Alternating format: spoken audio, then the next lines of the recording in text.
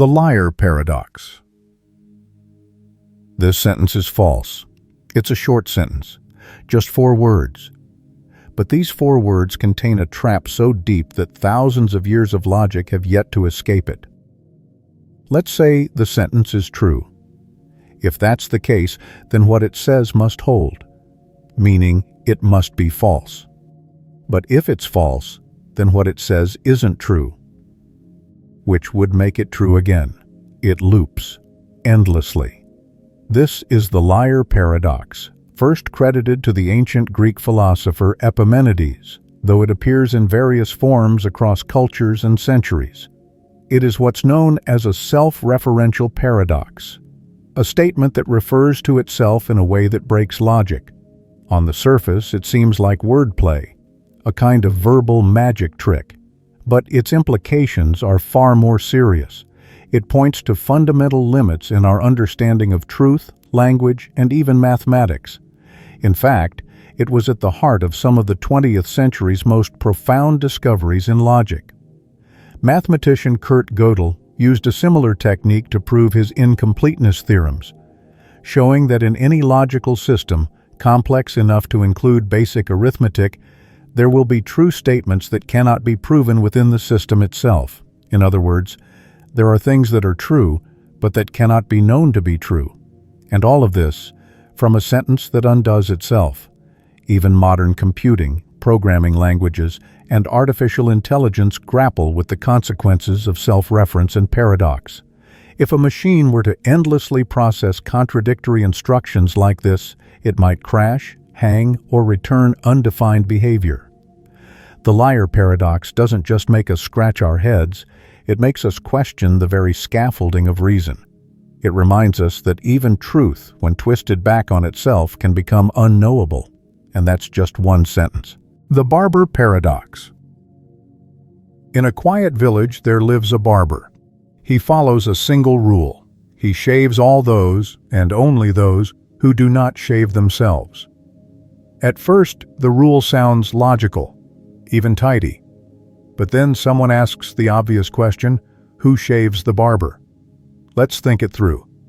If the barber shaves himself, then according to the rule, he must not shave himself, because he only shaves those who don't. But if he doesn't shave himself, then he must, because he shaves everyone who doesn't. He both must and must not. Can and cannot. This is the barber paradox, a logical contradiction discovered by the mathematician and philosopher Bertrand Russell in the early 20th century. It may seem like a quirky riddle at first, but it actually shattered the foundations of early set theory, the very system mathematicians used to describe numbers, logic, and relationships. In this context, the barber represents a set that contains all sets that do not contain themselves. So does this set contain itself? If it does, it shouldn't. If it doesn't, it should. The contradiction is unavoidable, and it's not just about shaving or sets, it's about the limits of self-reference. Russell's discovery forced mathematicians to rebuild the entire logical structure of mathematics to avoid this type of paradox. It led to the development of more rigorous systems like type theory, which prevent such self-referencing loops by organizing logic into layers or types that cannot interact freely. But at its heart, the barber paradox is a whisper of chaos inside rules that seem solid. It reminds us that logic is powerful, but not invincible. That beneath the clean surface of rules and reason, there's a knot, and sometimes, the tighter we try to pull it, the less it makes sense. Russell's paradox. Imagine you're organizing a vast library. Every book, every document, every collection is carefully categorized. Now, you decide to create a special catalog, a list of all catalogs that do not include themselves. Simple enough. But then comes the strange part. Should this new catalog include itself? If it does, then it shouldn't, because it's only supposed to list catalogs that don't include themselves. But if it doesn't include itself, then it should, because it qualifies as a catalog that doesn't include itself. You've just stepped into Russell's paradox, a contradiction that shattered the foundations of mathematical logic at the dawn of the 20th century. Formulated by philosopher and logician Bertrand Russell, this paradox showed that naive set theory, the idea that you can freely form sets based on any condition, leads to a logical collapse. Mathematically, it's framed like this: let R be the set of all sets that do not contain themselves. Does R contain itself? If it does, it violates its own definition. If it doesn't, then by definition, it must. It's a loop that eats itself, a rule that breaks as soon as it's applied. And in the early 1900s, this wasn't just an abstract puzzle. It was a serious threat. Mathematicians were building all of mathematics on set theory, believing it to be rock solid. Russell's paradox proved there was a crack right in the foundation. To fix this, more complex systems were created, like Zermelo-Fraenkel set theory, which added strict rules to avoid self-referential sets. Russell himself proposed type theory to prevent sets from containing themselves altogether. But even with patches and workarounds, the paradox remains a chilling reminder. A reminder that even the most precise logic can fold in on itself. That the systems we trust to explain the universe can sometimes become the very things that confuse it. And sometimes a single question, quiet, clean, and innocent, can unravel everything. GRELLING-Nelson paradox. Words describe things. Some describe colors, others emotions, others ideas. But some words describe themselves. Take the word short. It's a short word, so it describes itself. We call that an autological word. Now take long. The word long is not long, so it does not describe itself. We call that heterological. Here's where things get strange. Is the word heterological heterological? If it is, then by definition it does not describe itself, which would make it autological. But if it's autological, meaning it does describe itself, then it must not be heterological. We are trapped again. The question defies logic, producing a loop of contradiction. This is the GRELLING-Nelson paradox, and it's deceptively simple, hiding deep instability in something we use every day: language. Unlike some paradoxes that rely on strange hypotheticals or mathematical theory, this one emerges from ordinary words. It's a paradox of self-reference, like the liar paradox or Russell's paradox. But here, it comes not from sentences or sets, but from adjectives. When we ask whether heterological is heterological, we trigger a contradiction that no amount of rearranging can solve. To deal with this, some philosophers have proposed that language itself must be layered, that statements about words must belong to a different level of language than the words themselves. But this hierarchy of meaning quickly becomes complex and artificial, breaking the natural way we speak and think. So the paradox remains, tucked inside language like a splinter. It reminds us that words are not always obedient, that meanings can fold back on themselves, that even in everyday language, there are traps we can fall into just by asking the wrong kind of question: a simple word, a simple definition, and a hole with no bottom.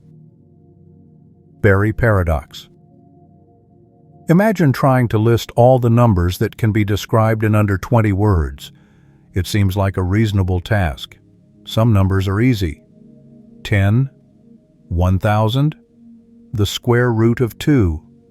Others take more space. The smallest number that cannot be described in fewer than 20 words. And that's where the paradox begins. Read that last phrase again.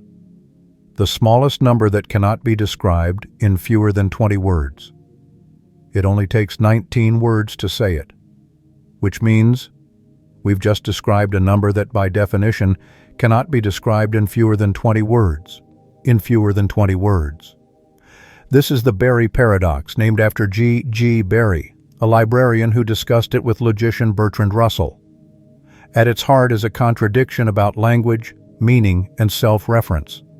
Like other paradoxes, it seems to arise from a clever trick. But the implications are serious and unsettling. The paradox relies on the idea that language can be counted, measured, and constrained, that we can list concepts based on their descriptions. But when we use language to define the limits of language itself, the system starts to fold in on itself.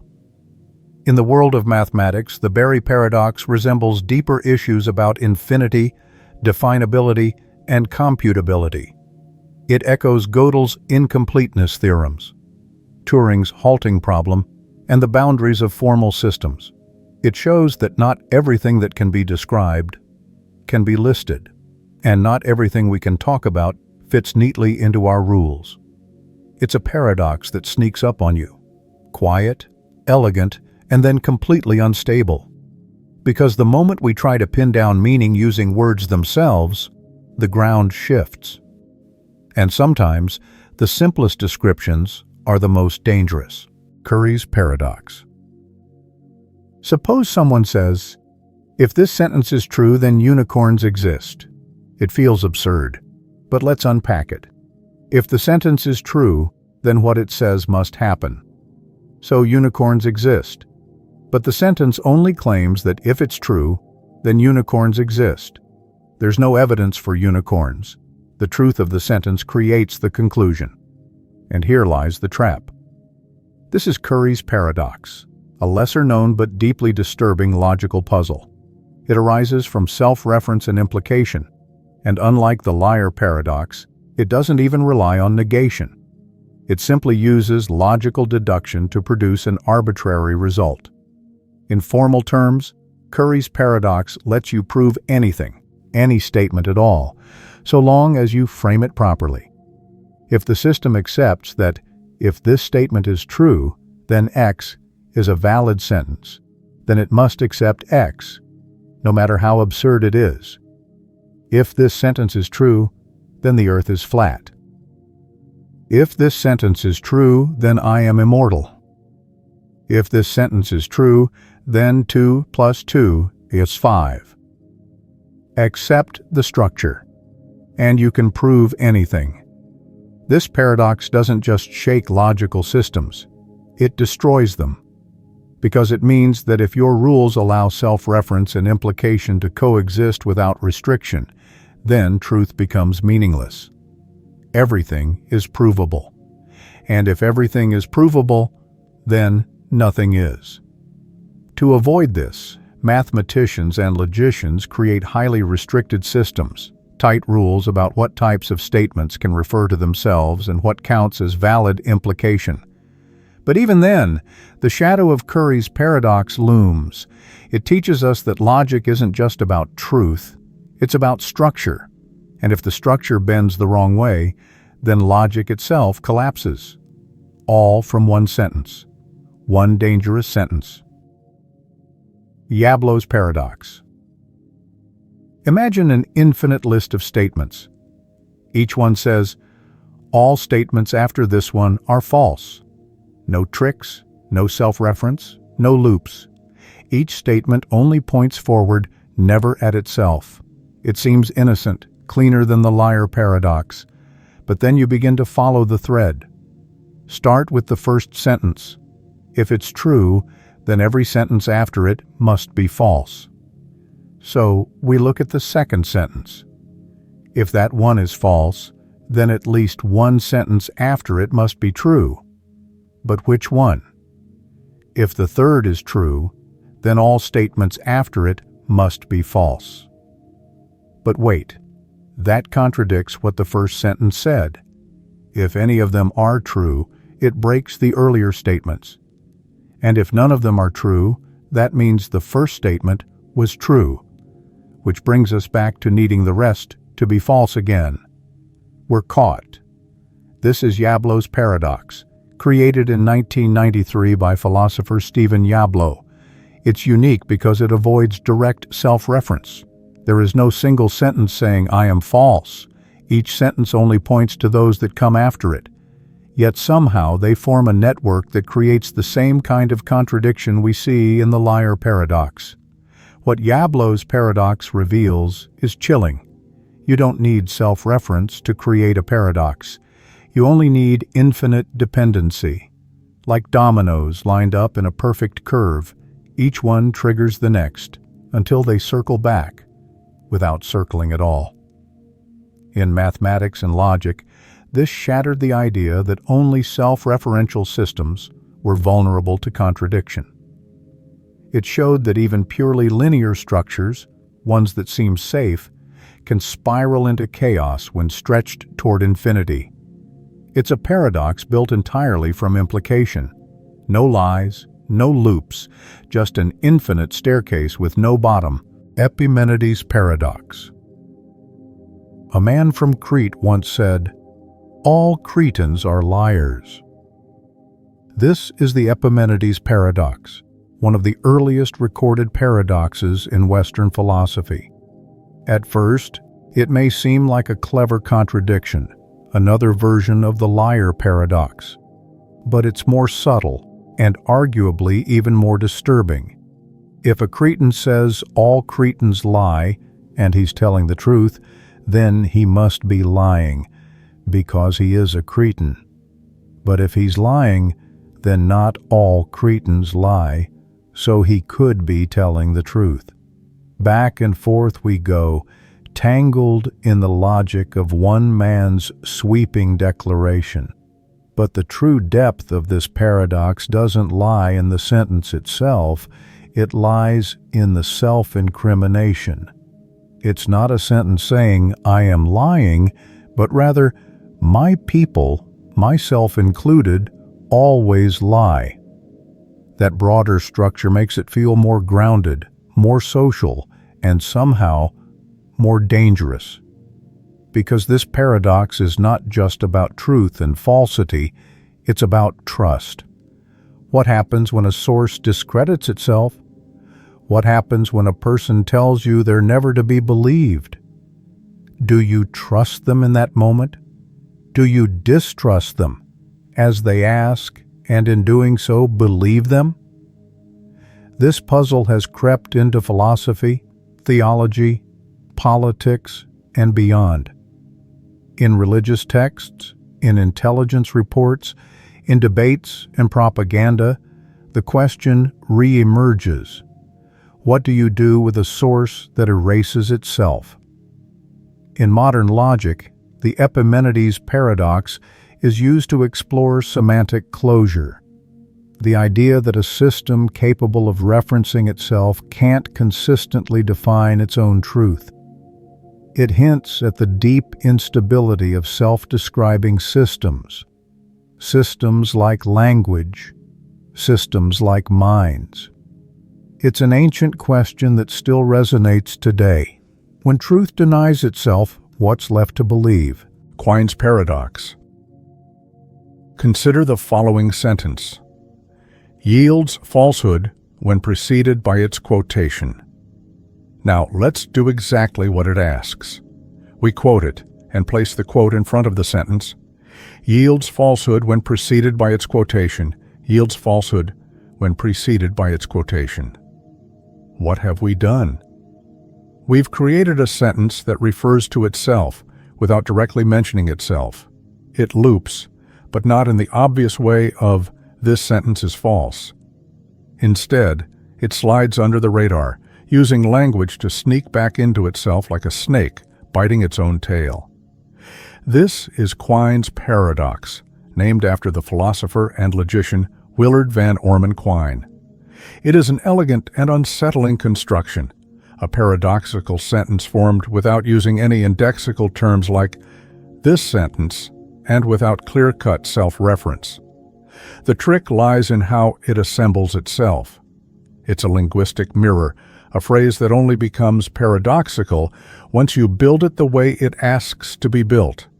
The sentence writes itself into contradiction when obeyed. Unlike the liar paradox, which directly claims its own falsehood, QUINE'S version lets you complete the trap. It doesn't break logic at the outset, it waits. It pretends to be neutral, harmless, instructional. But once followed, it collapses into the same self-destructive spiral. If the completed sentence is true, then it must be false. If it's false, then it's not as it claims, so it's true. Again, a closed loop with no consistent truth value. This paradox highlights the fragility of truth in systems that allow sentences to operate on themselves, and it points to deeper issues in formal logic where even indirect reference can destabilize entire systems. Quine's paradox isn't loud. It doesn't shout like "I am false." It whispers instructions, and then it watches as you unravel. SORITES paradox. If you have a single grain of sand, it's clearly not a heap. Add one more, still not a heap. Add another, still no. But somewhere along the way, after enough tiny additions, it becomes a heap. So here's the question. At what exact point did the heap appear? This is the SORITES paradox, also known as the paradox of the heap, and it's one of the most quietly unsettling paradoxes in all of philosophy. It doesn't rely on self-reference or loops. It simply asks you to find a line where there isn't one, because surely one grain doesn't make the difference, nor does the one after it, or the one after that. But if no single grain makes the difference, then how do we get from no heap to heap at all? The paradox works with anything vague. At what point does a man become bald? At what point does someone become tall or rich? When does a crowd become a mob? When does childhood become adulthood? It reveals the limitations of language and of our categories. We want clean boundaries, but most of the world resists them. And it's not just theoretical. The SORITES paradox lives in law, in ethics, in identity. It affects real-life decisions. How many missed payments until you're in debt? How many degrees until something burns? How many lies until someone's a liar? To resolve it, some philosophers propose fuzzy logic, systems that allow truth to come in degrees. Instead of saying something is or isn't a heap, we assign it a percentage of heapness. Others reject this, claiming that the world may be fuzzy, but our categories must be sharp, even if we draw the line arbitrarily. But maybe the paradox isn't about finding the answer. Maybe it's about exposing our desire to force answers onto things that refuse them. Maybe there never was a heap, just sand, and the stories we tell about it. Predestination. Paradox. A man receives a strange letter. It warns him of a disaster, an explosion, a death, a betrayal. He reads the message, takes it seriously, and takes action to prevent what's written. He succeeds. But later, he discovers something he didn't expect. The disaster only happened because of the actions he took. And the letter? He wrote it himself. In the future. This is the predestination paradox, a closed causal loop where an event is both the cause and the effect of itself. There is no origin, no outside force, just a cycle that perpetuates itself. Imagine a time traveler who goes back in time to save someone's life, only to realize their actions are what led to that person's death. Or someone who teaches their younger self a skill, one they only ever learned because their older self taught them. In these loops, the past and the future are fused together. They're not separate points on a timeline. They're the same event, viewed from two different angles. It's unsettling because it's perfectly consistent. Nothing is out of order. There are no contradictions. And yet, it breaks everything we assume about time, choice, and responsibility. Can you be held accountable for a decision you had no real control over? Can a choice still be a choice if you were always going to make it? And more importantly, can anything ever truly begin? The predestination paradox doesn't just challenge free will, it erases the idea of causality altogether. The loop becomes self-sustaining. The effect creates the cause. The story writes itself from the middle outward. And once you're inside the loop, there's no escaping it. You can only play your part. Say the lines you were always going to say.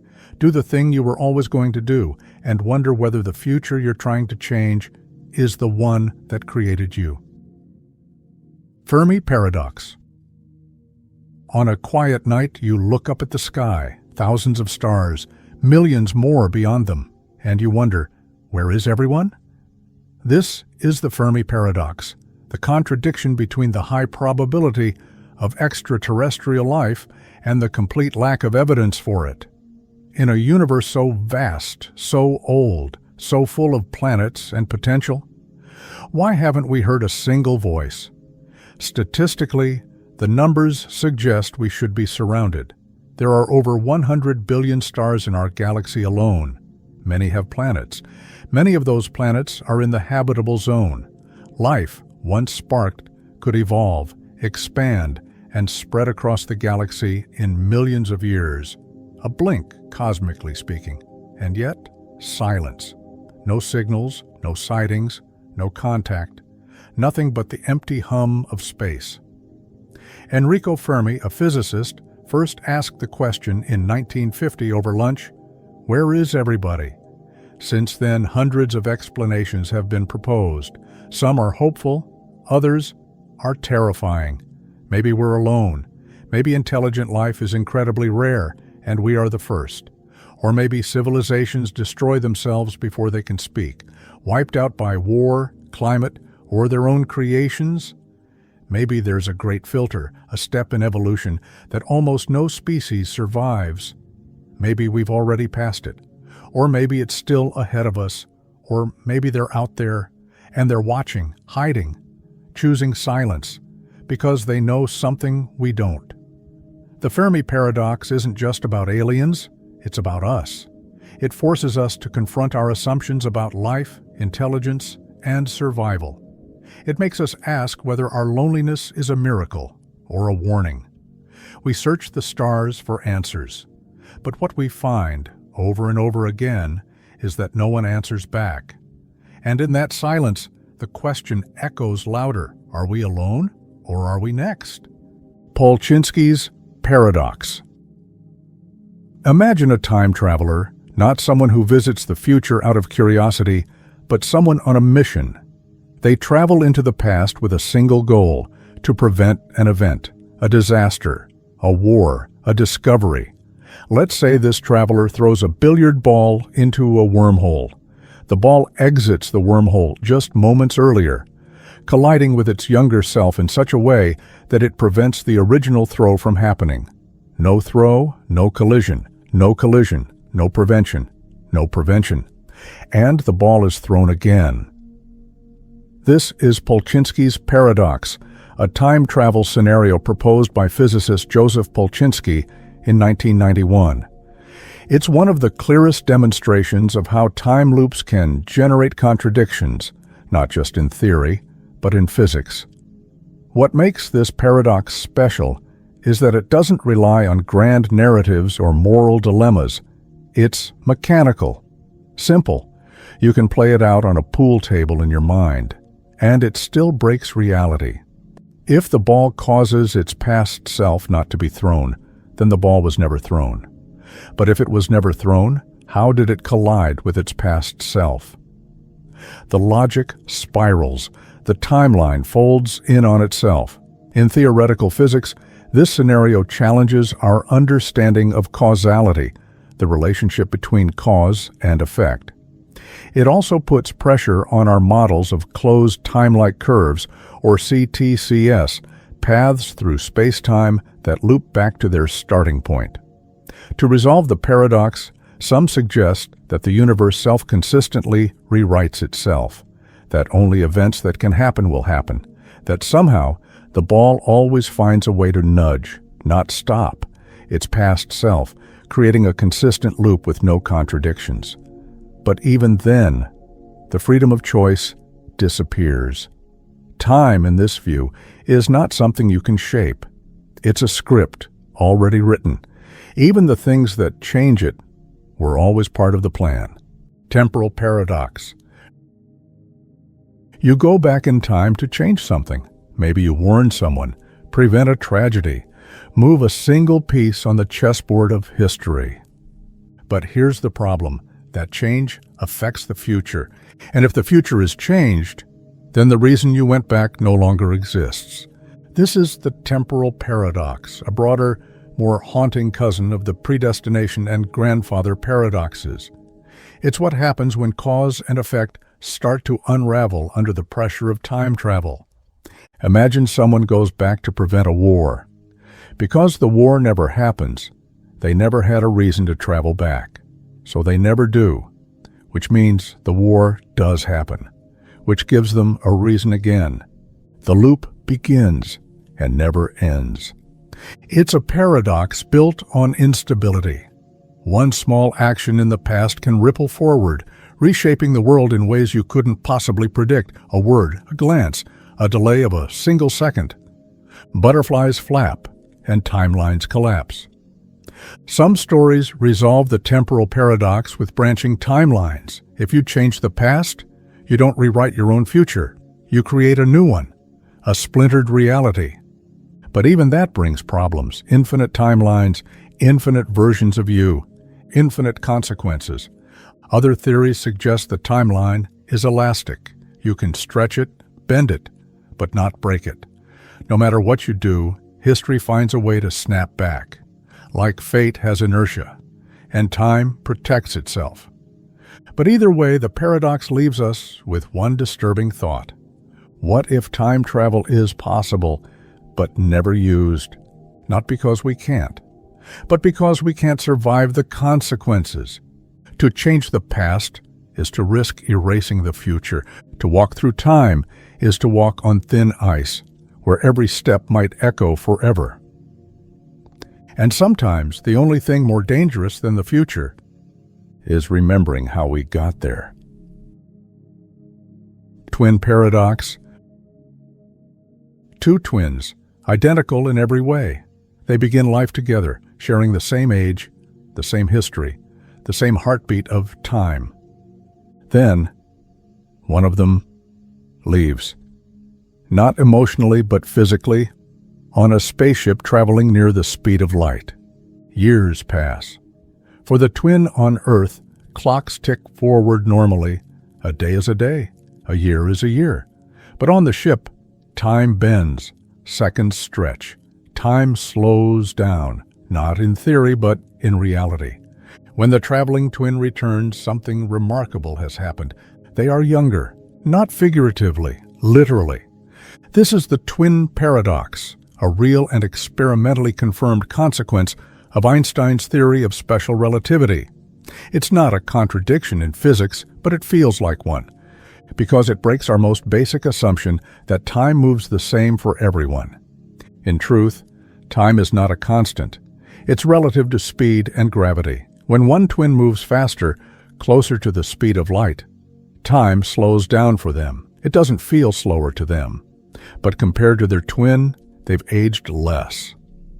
The paradox arises not because the math is wrong, but because our intuition is. We think time is a river that flows uniformly for all, but it isn't. It's more like a fabric, bendable, stretchable, woven with mass and motion. This effect has been measured on Earth. Astronauts on the International Space Station age very slightly slower than those on the ground. But the difference is tiny. With higher speeds, near light speed, it becomes dramatic. Decades could pass for one twin, only months for the other. The twin paradox forces us to ask, what is time? Is aging just a perception? Can someone outrun the future? It teaches us that we don't live in a single shared moment. We live in bubbles of time, each shaped by how we move through space. And the more we move, the stranger time becomes. Causal loop. A man invents a machine. He says he was inspired by a diagram he found in an old notebook. Years later, he meets a young engineer and gives him that same diagram. That young engineer grows up to become the man who invented the machine. Where did the diagram come from? This is a causal loop, also known as a closed time loop, a scenario in which an object, a person, or information exists without a clear origin, passed through time in a circle with no beginning and no end. It's not a contradiction. There's no logical inconsistency in the loop itself. The problem is causality, the very idea that something must come from somewhere. In a causal loop, Things exist simply because they do. The most unsettling thing about a causal loop is that it's self-contained. It doesn't violate the laws of physics or logic. Everything that happens in the loop is consistent, but it leaves behind a disturbing absence. There is no source. Imagine a song passed down through generations. Every person learns it from the last, but no one composed it. No one ever wrote the first note. It's just always been there. In science fiction, causal loops appear often.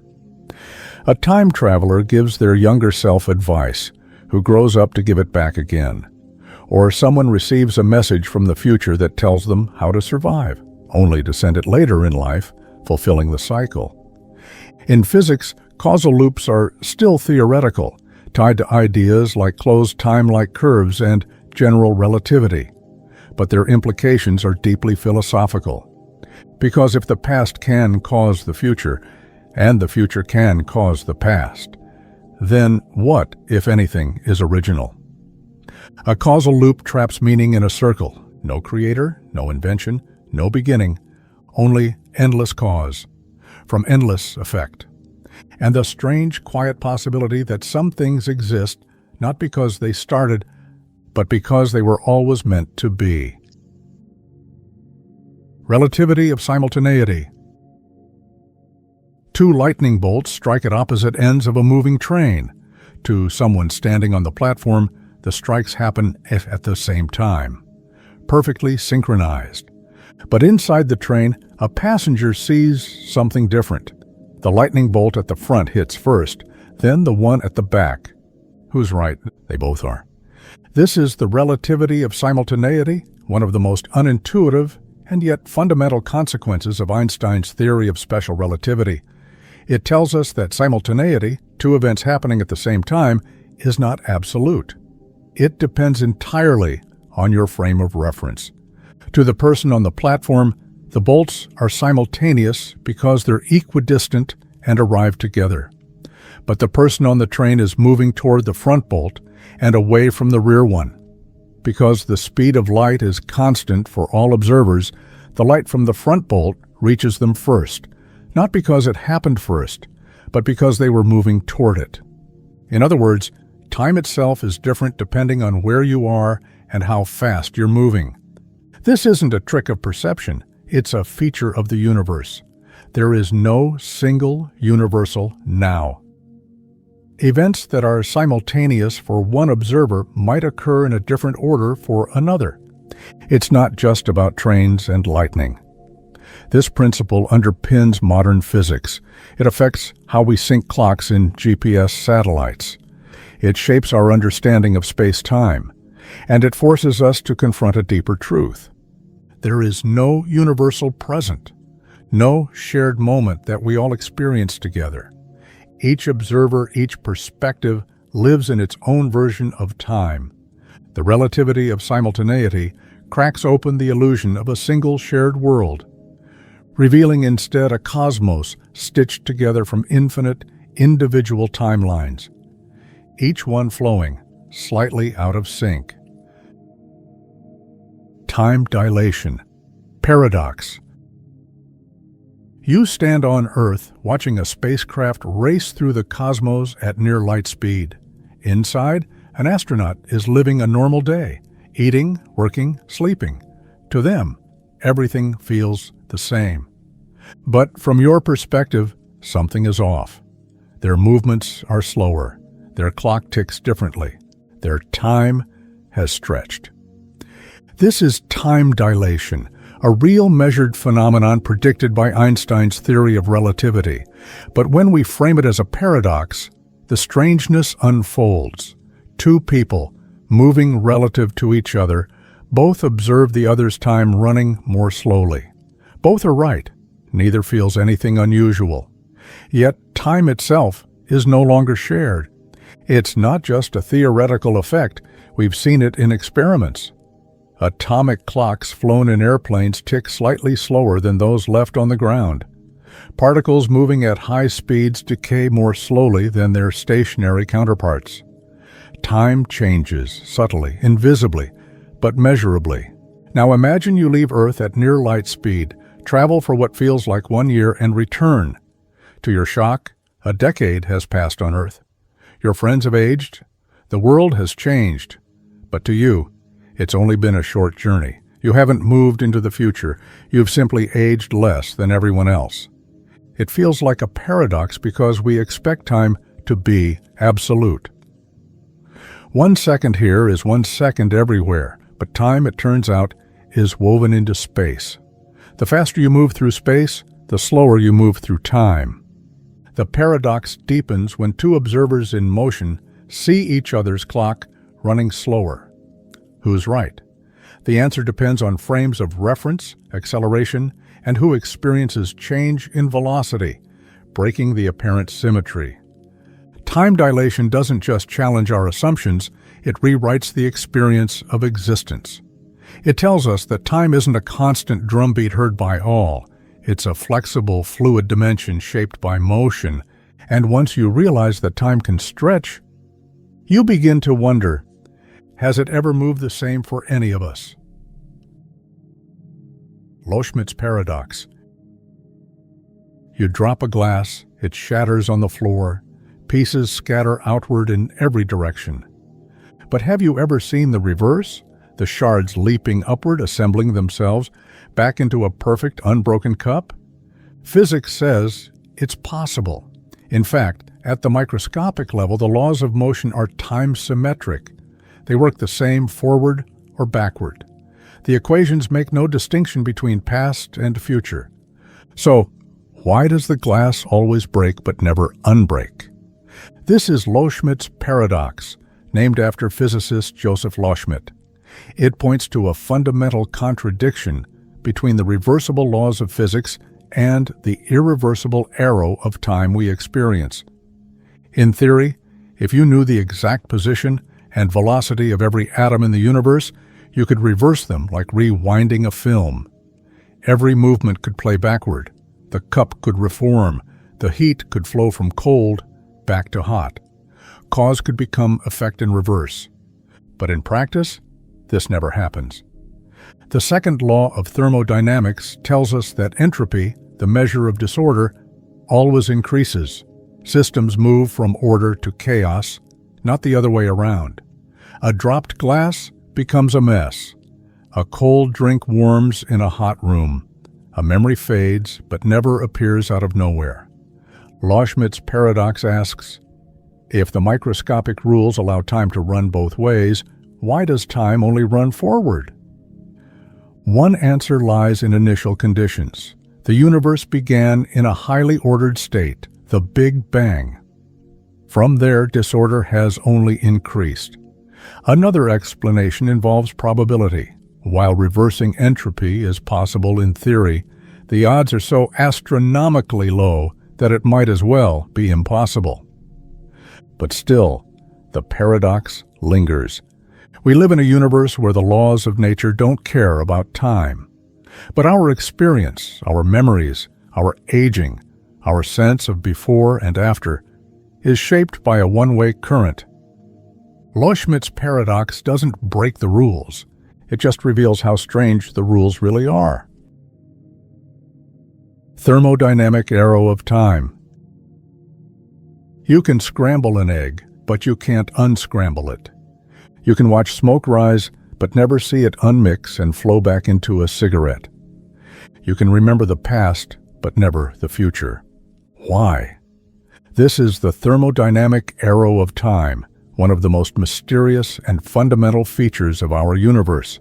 It's not about gravity or motion or light. It's about entropy, the measure of disorder in a system. According to the second law of thermodynamics, entropy always increases in a closed system. That is, systems naturally move from order to disorder. A deck of cards becomes shuffled, not unshuffled. A clean room becomes messy. A cold drink warms in your hand. This tendency gives time its direction, not because the physics demand it, but because the statistics do. At the microscopic level, the laws of physics are time reversible. Whether you move forward or backward through equations, the rules stay the same. But at the macroscopic level, what we see and experience, time only moves one way. Why? Because there are many more ways for a system to be disordered than ordered. Think of it like this. There's only one way for all the air molecules in your room to gather in a corner, but there are trillions of ways for them to be evenly spread. So, what do? They spread. And once they do, it's nearly impossible, practically speaking, for them to unspread. That direction, from less probable to more probable states, is what gives time its forward motion. Not the laws of physics, but the shape of probability. This arrow of time governs everything: the cooling of stars, the crumbling of mountains, the aging of your body, the fading of memory. It's not written into the structure of time itself, but into the unfolding of events. We don't travel forward in time because clocks tick. We travel forward because the universe forgets. ABILENE paradox. It's a hot summer day in Texas. A family sits on a front porch shaded from the sun but restless. One of them casually suggests a drive to Abilene, a town 50 miles away, for dinner. No one really wants to go. The drive is long, the car has no air conditioning, and the food in Abilene isn't particularly special. But each person, thinking the others want to go, agrees. And so they go. 4 hours later, sweaty and tired, they return home and begin to talk. One by one, they admit they never wanted to go to Abilene in the first place. They only said yes because they thought everyone else wanted to go. No one wanted it. Everyone went anyway. Together they made a decision nobody actually supported. This is the Abilene paradox, a strange and quietly disturbing contradiction in human behavior. Unlike many paradoxes that stem from logic, math, or physics, this one is entirely social. It's about communication, or the lack of it, and about the discomfort we feel when honesty risks disrupting the group. The Abilene paradox reveals something deeply unsettling about how we make decisions in groups. It shows how people, in an effort to avoid conflict, end up creating it. Each individual suppresses their true thoughts to preserve harmony, only to discover later that everyone else was doing the same. It's a paradox not of disagreement but of imagined agreement. People take actions against their own desires because they believe, falsely, that it will satisfy the group. The group, in turn, moves forward based on assumptions, not truths. We think we're acting together, but really, we're just silently guessing what others want, and no one is willing to say, "I don't want this." This paradox plays out in boardrooms, families, governments, and friendships. Teams agree on flawed plans. Couples go on unwanted vacations. Entire organizations launch doomed projects, not because anyone truly wants to, but because no one wants to be the voice of dissent. And dissent is key. In the world of the Abilene paradox, silence isn't safety, it's complicity. The fear of disapproval becomes so strong that people lie, not out of malice, but out of politeness. And in doing so, they push themselves and others into outcomes no one truly chose. One of the most disturbing aspects of this paradox is how harmless it feels. It's not violent. It's not loud. It's not dramatic. It creeps in gently, through assumptions and nods and polite agreements. Until you're somewhere, Abilene or worse, wondering how you got there, and realizing you helped build the road. There's also a strange kind of self-deception at play. You convince yourself that going along is the right thing. You tell yourself you don't want to rock the boat, that maybe you're the odd one out. And so you follow the imagined will of the group, never realizing the group is following the imagined will of you. This makes the Abilene paradox especially dangerous in hierarchies. Subordinates may say yes to a leader they think wants something, but that leader may only be suggesting it tentatively, expecting honest feedback. Everyone tiptoes around what they think others want, and together they create a reality no one asked for. How do we escape the paradox? The answer is deceptively simple. Speak up, not loudly, not aggressively, just truthfully. Saying, "I don't actually want to do this," can be an act of clarity. It creates space for others to admit the same. One person's honesty can break the illusion and steer the group back toward what it really wants. But it takes courage and trust. It also takes creating a culture, whether in a family or a workplace, where disagreement isn't punished, where honesty is valued over politeness, where silence isn't mistaken for consent. Because the ABILENE paradox thrives in silence. It grows in the space between people, where assumptions fester and truth retreats. At its heart, this paradox isn't just about decisions. It's about fear. Fear of conflict, fear of rejection, fear of being the one who says no. But behind that fear is something liberating, the chance to be real, to say what you actually want, to stop playing the role others think you're playing. The ABILENE paradox reminds us that communication isn't just about what we say, it's about what we're too afraid to say. It forces us to ask hard questions. Have I ever agreed to something just to keep the peace? Have I ever followed a path because I assumed others wanted it? Have I ever been in a group where we all suffered silently, each thinking we were alone? And if so, what would have happened if someone, just one person, had spoken the truth? It might have changed everything. Because often what a group needs most isn't consensus. It's honesty, the courage to say no when everyone else is nodding. The ABILENE paradox doesn't punish bad intentions. It punishes good people staying quiet. And that silence, that quiet drift toward unwanted destinations, might be the most human paradox of all. BURIDAN'S ass. A donkey stands perfectly still, locked in indecision. Before it lie two identical piles of hay, equally fresh, equally close, equally appealing. The donkey is hungry. It needs to eat to survive. But there's a problem. It has no rational reason to choose one pile over the other. They are exactly the same. And so, caught between two perfect choices, the donkey does nothing. It waits. It weighs. It hesitates. And eventually it dies, surrounded by abundance, but starved by indecision. This is the essence of BURIDAN'S ass, a philosophical paradox named after the 14th century French thinker Jean Buridan. It's a thought experiment about choice, logic, and the failure of reason in the face of perfect symmetry. On the surface, it might sound absurd, even humorous, but underneath lies a serious and unsettling message about human nature, decision-making, and the limits of rationality. The paradox asks, what happens when a perfectly rational being must choose between two indistinguishable options? No instincts, no preferences, no external push, just pure logic, facing a mirror image of itself. In that vacuum, where every factor balances the other, there is no justification to act. And so, action ceases altogether. This sounds like a flaw in the donkey. But is it really? Or is it a flaw in how we define reason? Because when stripped of emotion, intuition, or spontaneity, logic can become sterile. It freezes. It loops. And while we are not donkeys, the core of this paradox applies to us more than we like to admit.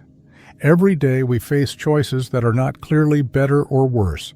Two job offers, two cities, two people, two futures. And while none of us has starved from these decisions, many of us have wasted weeks, months, even years, waiting for certainty that never came. BURIDAN'S ass reveals something quietly terrifying. That perfect balance can be just as dangerous as chaos. We often imagine indecision as a neutral state, a harmless pause. But sometimes it's a slow erosion of momentum, a trap disguised as caution. In our modern world, flooded with options and overwhelmed by analysis, this paradox feels more relevant than ever. We are told to make informed choices, to weigh pros and cons, to avoid mistakes. But what if the cost of over-deliberation is paralysis itself? Sometimes what keeps us stuck is not ignorance, but over-awareness. We see too much. We understand too well. We try too hard to make the right choice when no right choice exists. And so we loop. We hesitate. We circle endlessly around the same options, hoping one will eventually stand out. But nothing changes, because the situation was never lacking in clarity. It was lacking in imperfection. And that's what breaks the loop. A nudge, a gut feeling, a coin flip, a sense of enough. Human beings are not purely logical. We are emotional, instinctive, chaotic creatures. And that, paradoxically, is what allows us to move, to choose, to act. Some philosophers argue that this paradox proves the necessity of non-rational decision-making, that without randomness or intuition, thought alone collapses under its own weight. It also reflects the deeper issue of agency. If we wait for reason to hand us the answer, we may never act. Sometimes action must come first, not because we know it's right, but because we refuse to stay still. BURIDAN'S ass isn't really about a donkey, it's about us. It's about the fear of making the wrong choice, even when both choices are fine. It's about mistaking inaction for safety, and about the illusion that more thinking always leads to better outcomes. But the truth is, certainty is rare. And often, the longer we wait for it, the more we lose in the waiting. Decisions don't always come from perfect clarity. Sometimes they come from courage, from motion, from the simple willingness to pick and let meaning form after the fact. The donkey dies not from lack of food, but from the absence of action. So do projects, so do relationships, so do dreams. Waiting can become a slow form of decay, and indecision, when held too long, becomes its own kind of choice, a choice not to live. The paradox teaches us that movement is sometimes more important than direction, that making some decision can be better than making none at all, that it's okay to choose without complete confidence, because confidence often follows commitment, not the other way around. And so the lesson lingers. Don't wait for the hay to change. Don't demand a reason so perfect that it justifies itself. Instead, recognize that your role isn't to calculate forever. It's to choose, to risk, to act. BURIDAN'S ass is not a tale about stupidity. It's a warning against overthinking, against letting perfection become the enemy of progress. And above all, it reminds us that being human means being uncertain and choosing anyway. Friendship paradox. You probably consider yourself somewhere near the average, not the most popular person, not the least. Just somewhere in the middle, a typical node in the web of human connection. But what if I told you that statistically your friends probably have more friends than you do? No, it's not personal, it's not an insult, it's math, and it's called the friendship paradox. This phenomenon was first observed in the 1990s by sociologist Scott L. Feld, and it reveals something both strange and unsettling. When you look around at your social circle, chances are most of the people you know are more connected than you are. And it's not just you, it's almost everyone. How can that be? Let's start with the basics. The friendship paradox is rooted in the mathematics of networks. In any social network, whether it's your group of friends, classmates, or an entire online platform, some people have more connections than others. A few people are extremely connected, most people are moderately connected. But here's the trick. People with more connections are more likely to be included in others' social circles simply because they have more links. They appear in more people's lives, not because they're better or more likable, but because they are statistically more visible. Imagine a party where most people know 5 or 6 others, but one person knows everyone. That person will appear on nearly everyone's list of people I know. If you take an average from everyone's point of view, that highly connected person will skew the numbers upward. It's like a social optical illusion. What you see around you isn't a neutral reflection of reality, it's distorted by visibility. So when you look around and feel like everyone else has more friends, more followers, more influence, it's not your imagination, it's baked into the math. But the paradox goes beyond numbers. It affects how we feel and how we compare ourselves to others. We live in a world saturated with social comparison. We scroll through lives that seem more connected, more glamorous, more exciting than our own. We see people who always seem to be at the right place, surrounded by the right people, doing the right things. And often it makes us feel small, like we're lagging behind, like everyone else is out there thriving while we're just keeping up. But the friendship paradox suggests that this feeling isn't a flaw in us. It's a flaw in the structure. We are statistically biased to compare ourselves upward, to people who are more connected, more visible, more active, and that comparison warps our self-perception.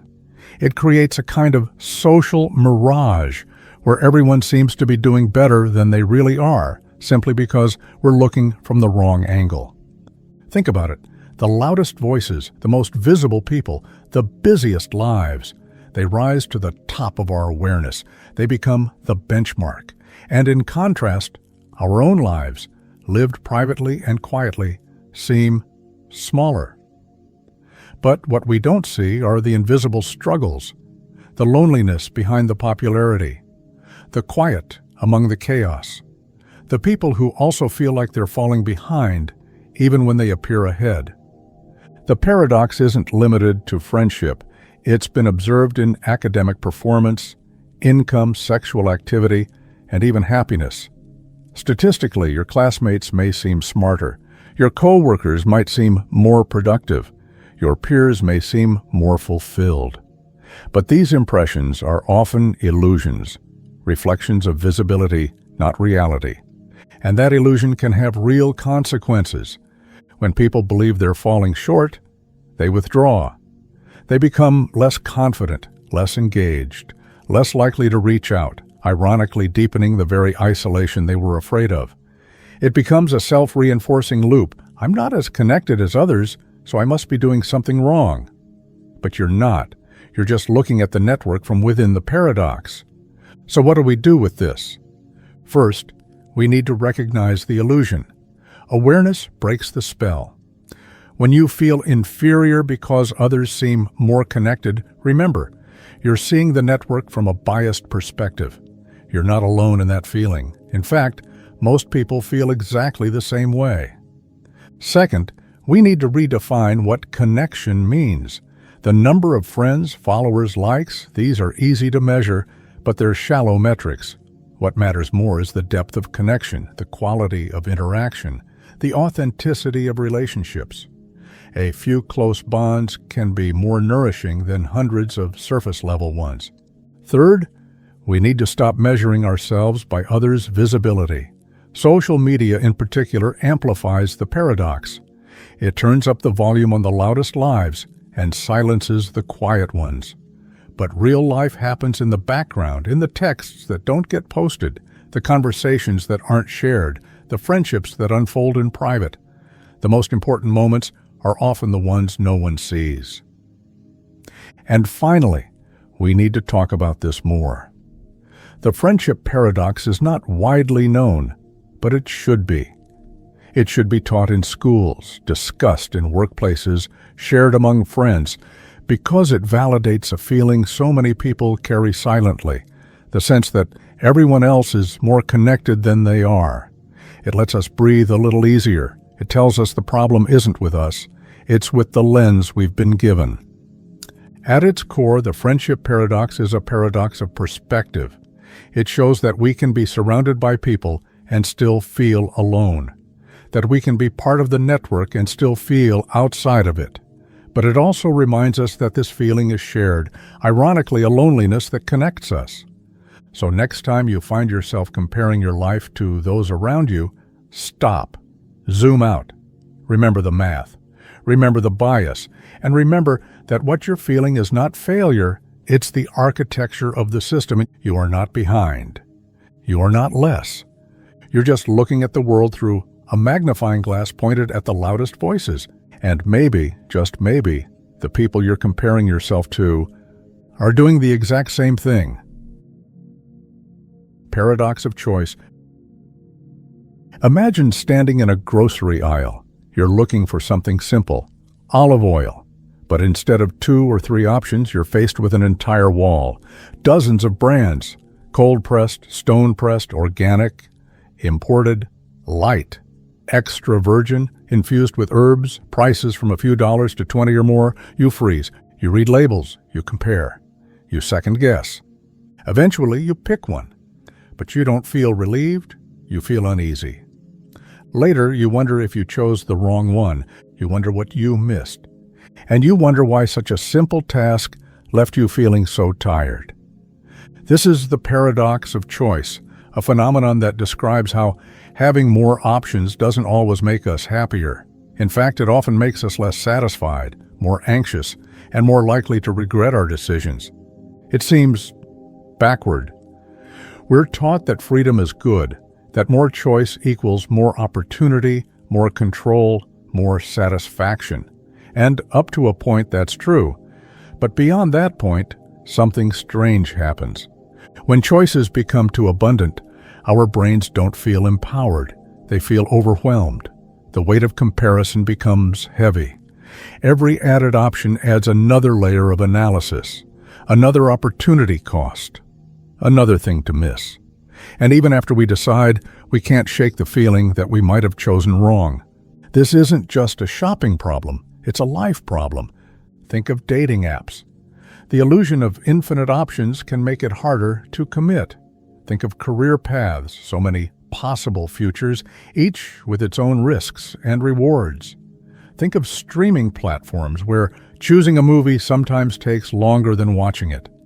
We've created a culture where everything is customizable, from lunch orders to life partners, and yet we are more paralyzed than ever.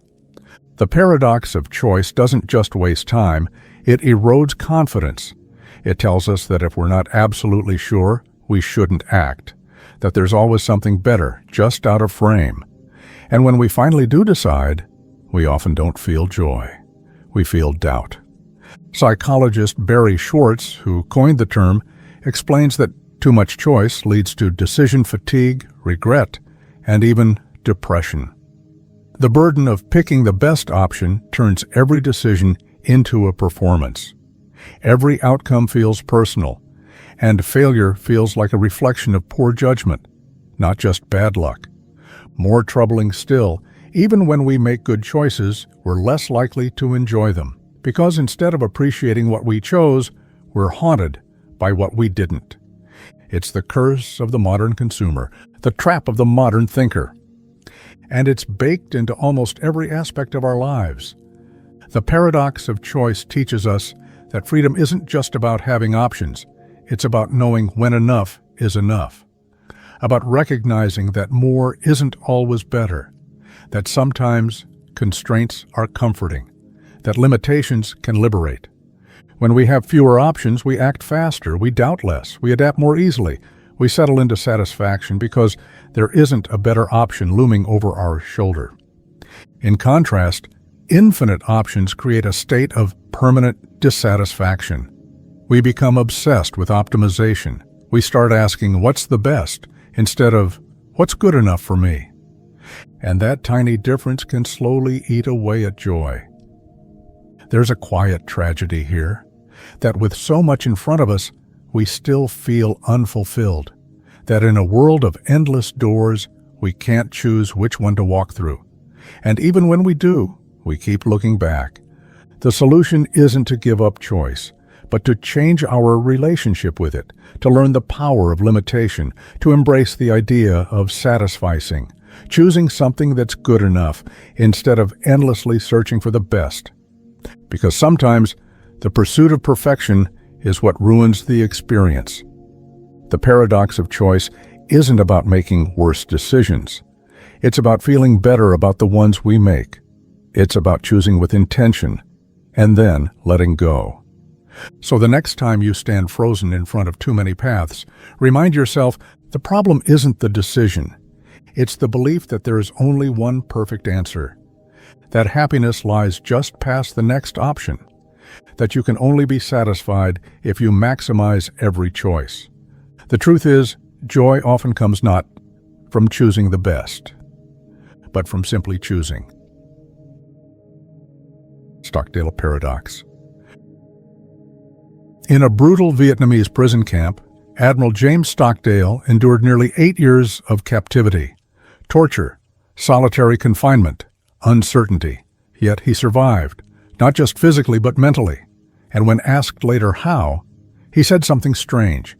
He didn't survive by being blindly optimistic. He survived by confronting the brutal facts, without ever losing faith in the end of the story.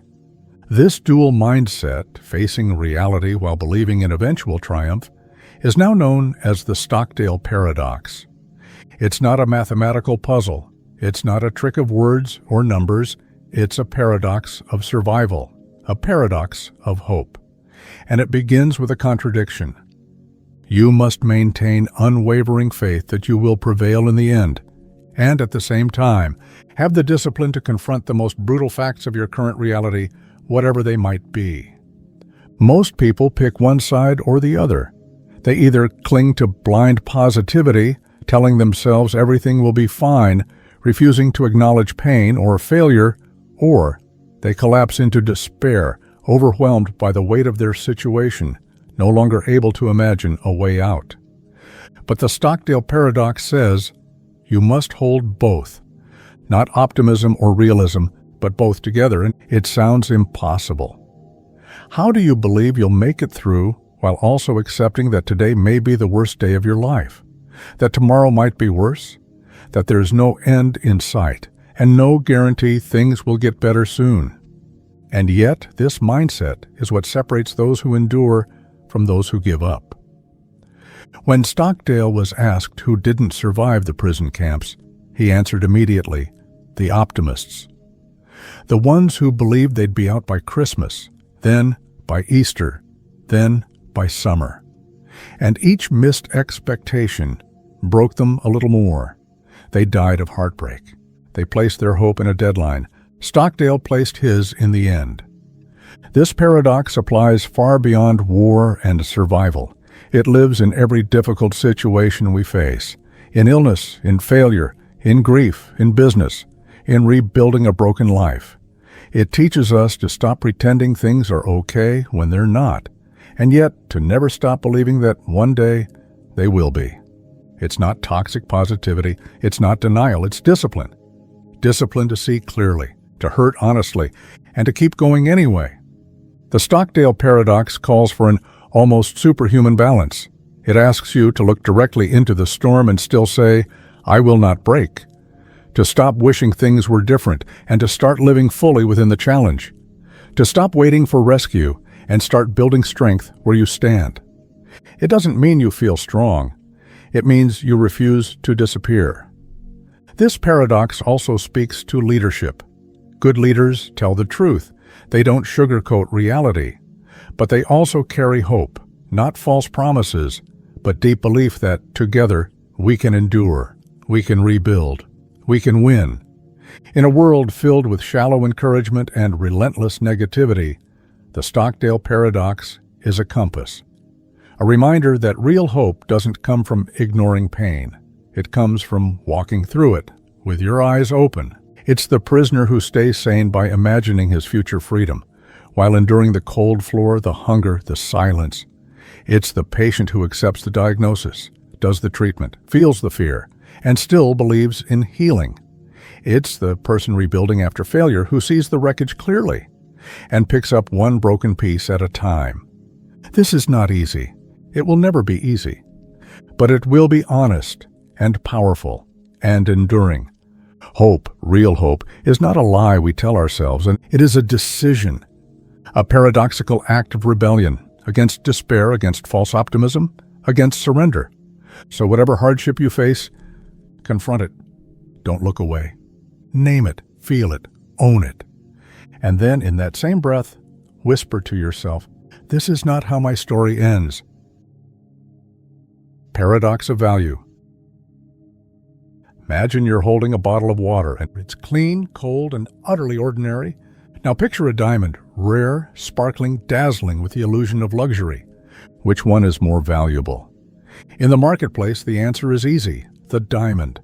It's worth thousands. The water, maybe $1 less. But now imagine you're stranded in the desert. You haven't had a drink in days. Your throat is dry. Your body is shutting down. Now, which one is more valuable? This is the paradox of value, also known as the diamond water paradox, a contradiction first explored by philosophers like Plato and fully examined by economists like Adam Smith. It highlights the strange difference between value in use and value in exchange. Water is essential for life. We drink it, we cook with it, we wash in it. Without it, we die. And yet, because it is abundant, its price is low. Diamonds, on the other hand, are essentially useless. You can't eat them, drink them, or build anything with them. But because they are rare and desired, they command enormous prices. This paradox raises an unsettling truth. In economic systems, usefulness does not equal value.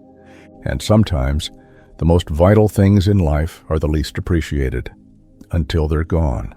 The paradox of value forces us to confront how we define worth. Why do we pay more for things that entertain than for things that sustain? Why are luxuries rewarded while necessities are overlooked? And it doesn't just apply to goods, it applies to people, to work, to time, to attention. Think of the undervalued teacher shaping young minds, the caregiver offering compassion, the cleaner who ensures health and safety. Now compare them to the celebrity with endorsements, the influencer selling lifestyle, the commodity trader moving digital numbers. Our systems assign high value to visibility, rarity, and desire, not to importance. And this creates an invisible distortion in our perception of meaning.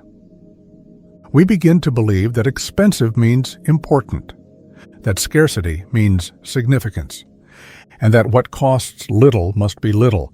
But deep down, we know the truth. The things that keep us alive, water, breath, shelter, care, are often silent, invisible. They don't sparkle, they don't shout, and so they're forgotten until they vanish. The paradox of value reminds us to look again at what we ignore, to see worth not just in price, but in impact, in presence, in necessity. It whispers a warning. Don't wait for something to become rare before you realize how much it mattered.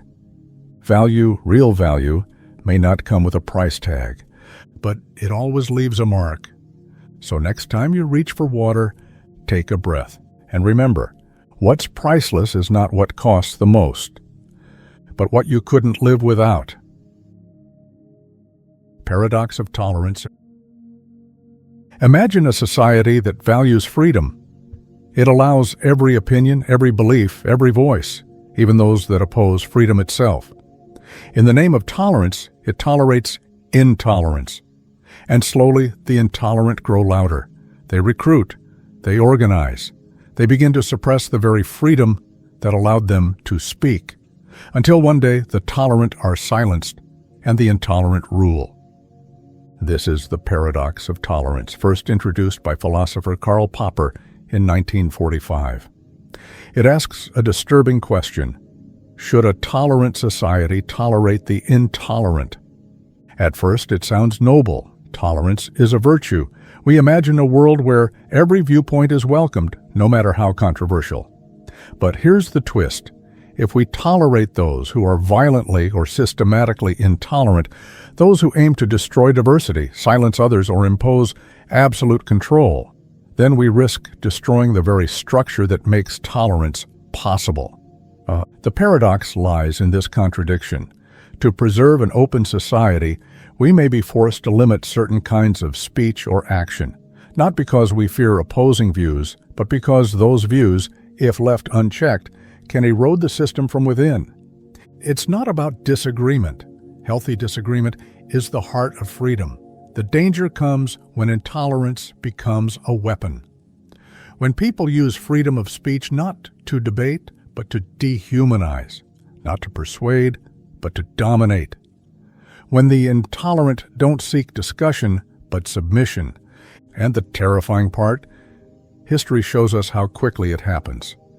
Totalitarian regimes, fascist movements, authoritarian cults, they often rise not from war, but from ideas, from voices that were once dismissed as fringe, then amplified by tolerance, then empowered by silence, until they are no longer a fringe at all, until they have the power to erase tolerance itself. Popper argued that a line must be drawn, that a tolerant society has a right, even a duty, to defend itself against those who would destroy it. That freedom must not become suicide. But where is the line? How do we distinguish between healthy criticism and dangerous intolerance, between free expression and ideological sabotage? That's the tension at the heart of the paradox. Draw the line too loosely, and you allow rot to grow. Draw it too tightly, and you become what you fear, censoring, oppressing, silencing. Coolidge effect. A rooster is placed in a pen with a single hen. He mates with her enthusiastically until he loses interest. But when a new hen is introduced, his drive returns, again and again, with every new partner. The behavior is so consistent, so predictable, that it became a running joke, even lending its name to the phenomenon. It's called the Coolidge effect. It's not just about chickens, it's about brains, about biology, about something buried deep within many species, including humans. The Coolidge effect describes the renewed sexual motivation that appears when a new potential mate is introduced. It's been observed in rodents, primates, and, yes, people. The implication is both fascinating and unsettling. Novelty fuels desire. In evolutionary terms, this makes sense. Mating with multiple partners increases genetic diversity. From a purely biological standpoint, novelty is adaptive. But when we apply this logic to human behavior, especially in the context of modern relationships, it creates tension. Because what biology favors isn't always what relationships require. The Coolidge effect whispers to us in moments of restlessness, in the second glance, in the wandering mind. It tells us new is exciting, new is alive. But it doesn't tell us what happens after.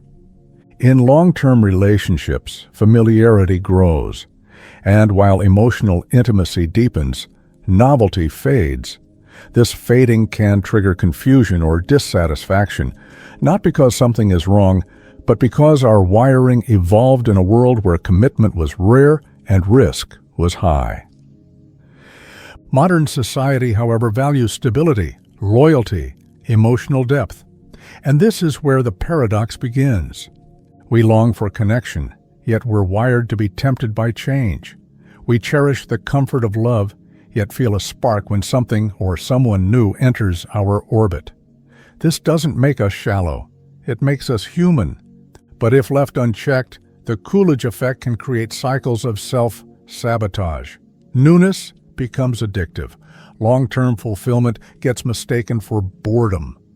People abandon meaningful relationships chasing the chemical thrill of novelty, only to find themselves alone or repeating the same loop with someone else.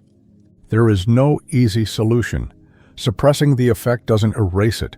Indulging it without thought can destroy what we truly value. The key is awareness. To know that the pull toward novelty is real, but not always worth obeying. That desire isn't the same as dissatisfaction. That love isn't a constant thrill.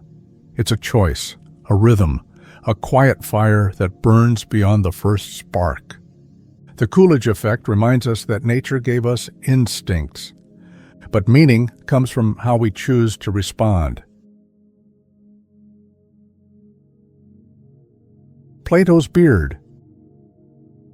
There's a peculiar challenge in philosophy, one that begins not with what is, but with what isn't. The question of non-being. How do we talk about something that doesn't exist?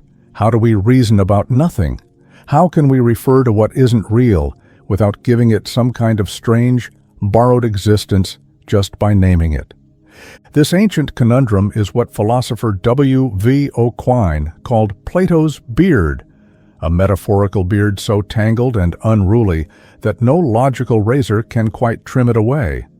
It's the paradox of talking about nothing, without making nothing into something.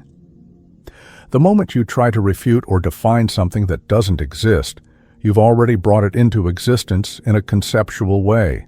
You've given it shape, context, and attention. In trying to deny it, you affirm it. That's the beard. Let's say you claim unicorns do not exist.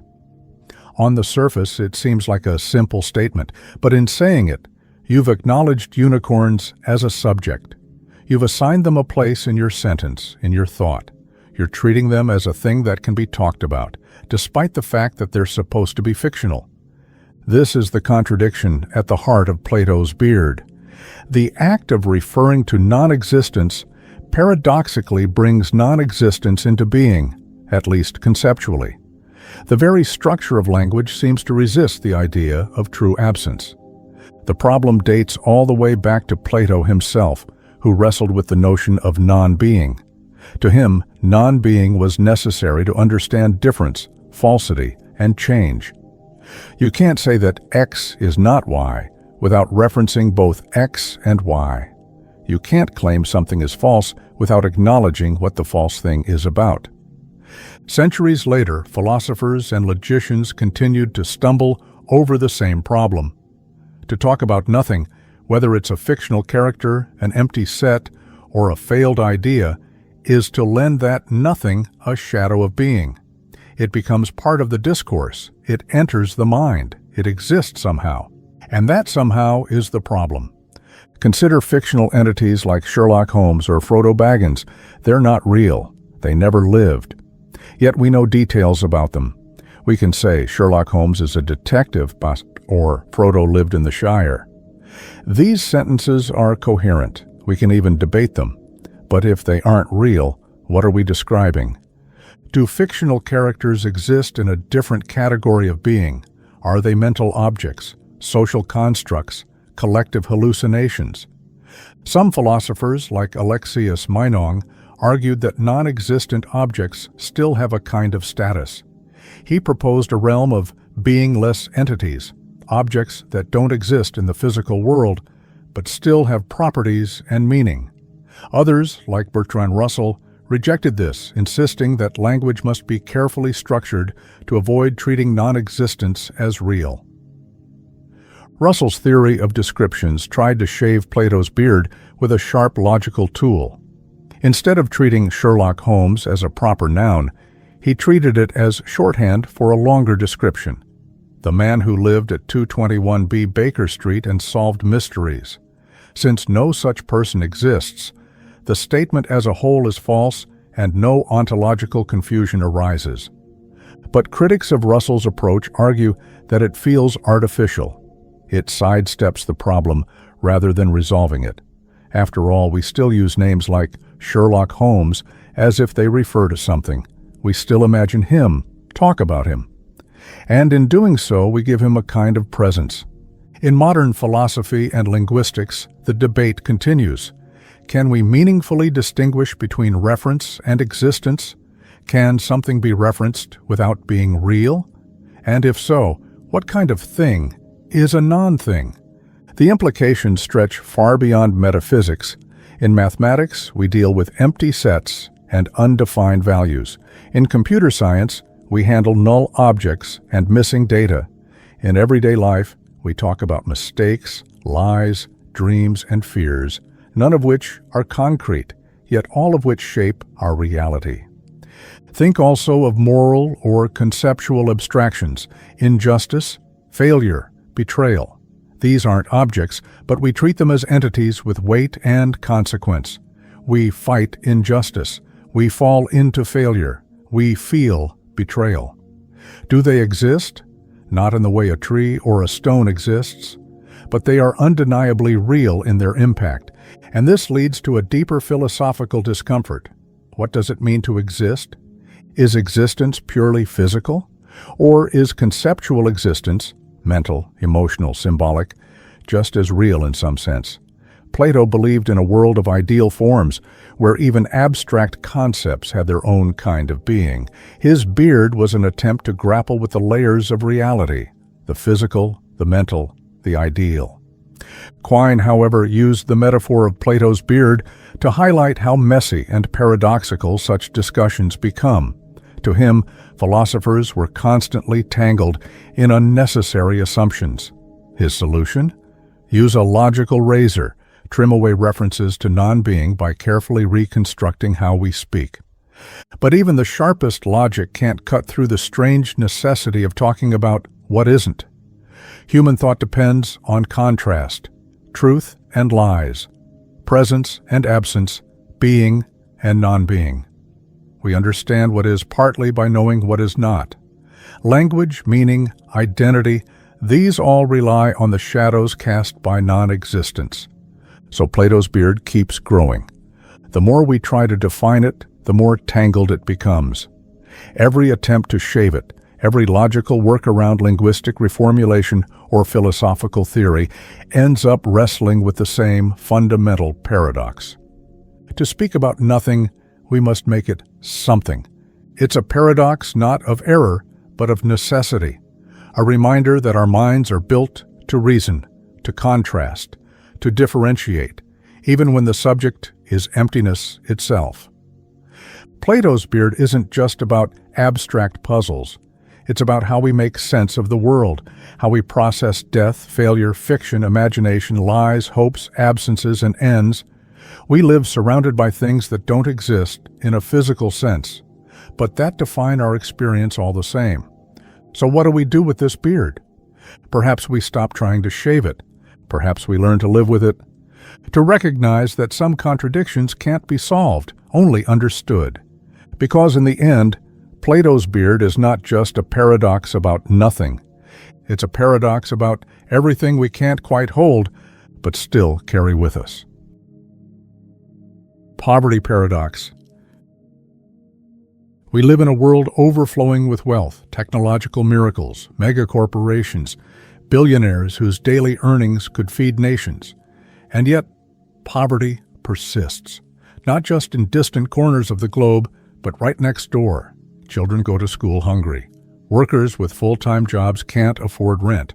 Families live paycheck to paycheck in cities lined with luxury. This is the poverty paradox. How can so much abundance exist alongside so much deprivation? The contradiction is striking.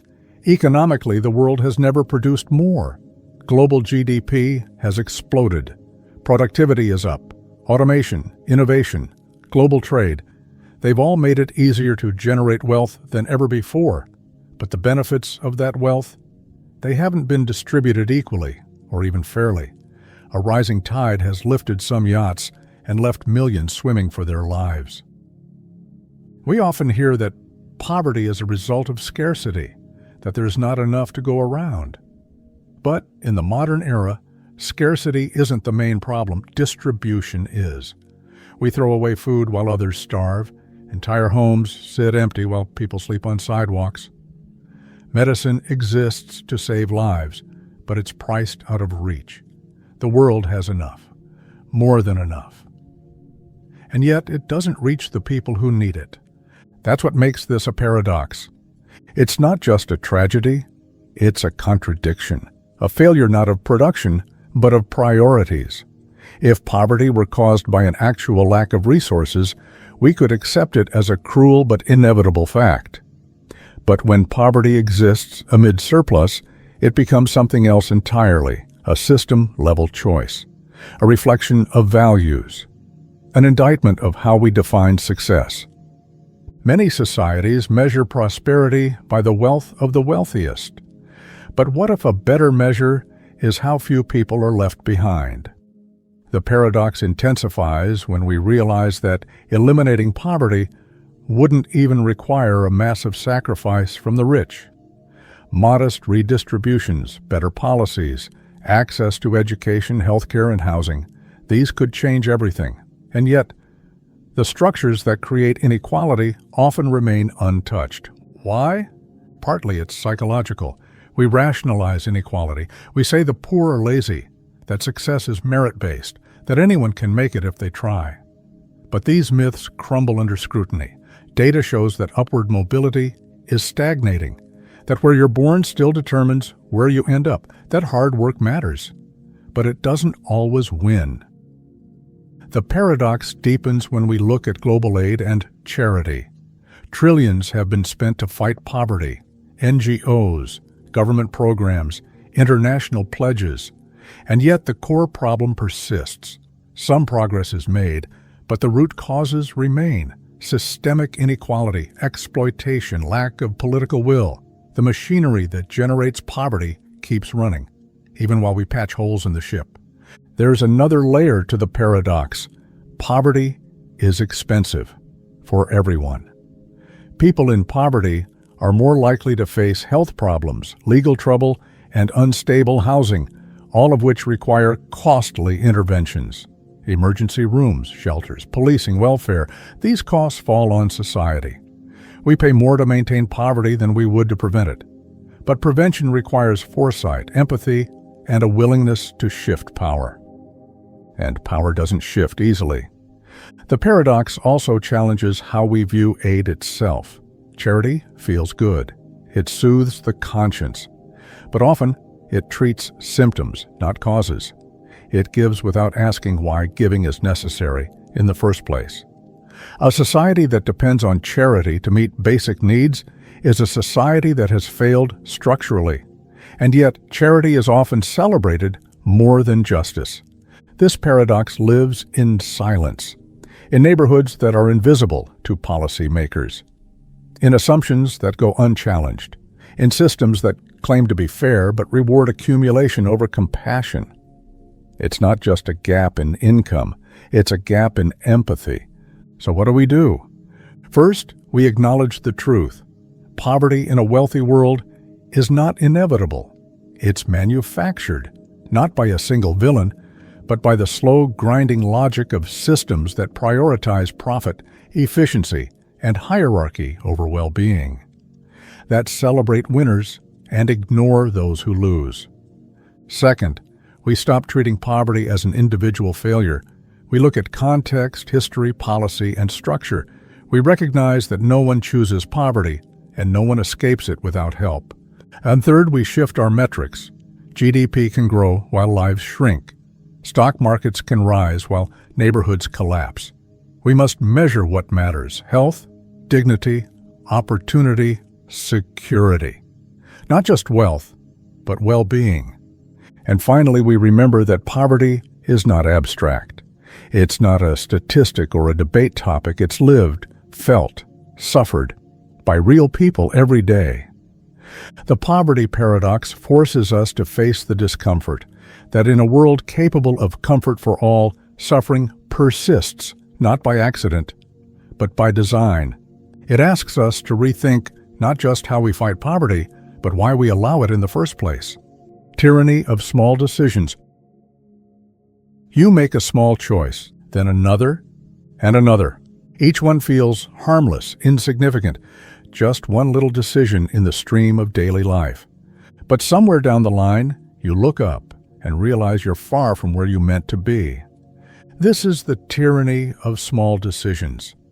It's the idea that individually rational decisions can add up to collectively irrational outcomes, that by choosing what seems best in the moment, we can unknowingly create long-term consequences we never wanted. The term was coined by economist Alfred E. Kahn in 1966. He used it to describe how people, businesses, and even governments make small, short-sighted decisions that, in accumulation, lead to systemic failure. Not because anyone chose the failure directly, but because no one chose to stop it. Take the classic example, a train route that serves a small rural town. Ridership is low and maintenance is expensive, so local officials decide to cancel a few services, temporarily. Then a few more. Eventually the line is closed. No one made a big decision to shut it down, but 100 small logical decisions led there. And once it's gone, it's nearly impossible to bring back. That's the tyranny. It hides behind reasonableness. Each choice, when isolated, makes sense. It's cost-effective, efficient, popular, but no one's looking at the bigger picture. The damage unfolds slowly, invisibly, until it's too late to reverse. The paradox appears everywhere. in environmental degradation, in urban sprawl, in personal relationships, in health.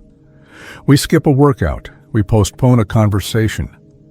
We let a forest be logged. We delay climate policies one step at a time, one choice at a time, until the damage is done.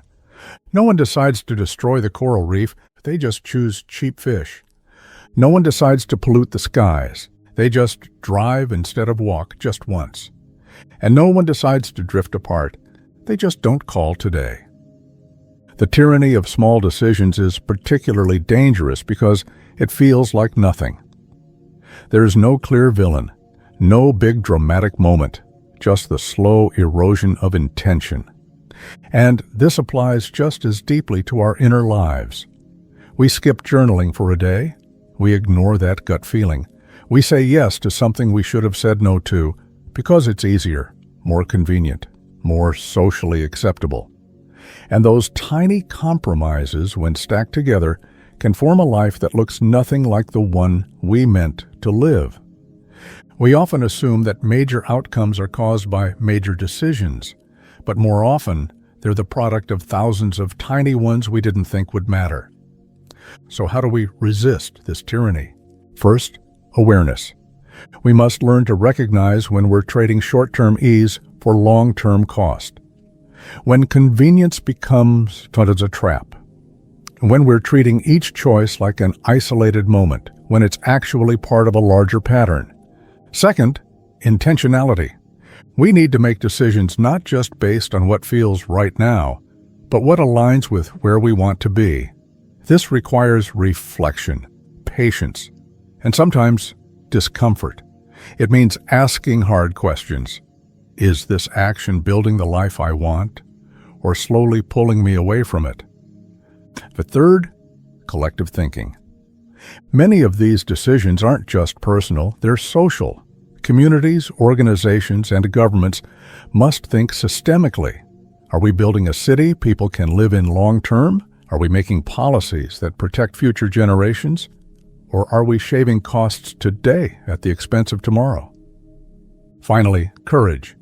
It takes courage to go against inertia, to say no to the easy thing, to speak up when no one else is looking at the long-term impact, to stop something small before it becomes something irreversible.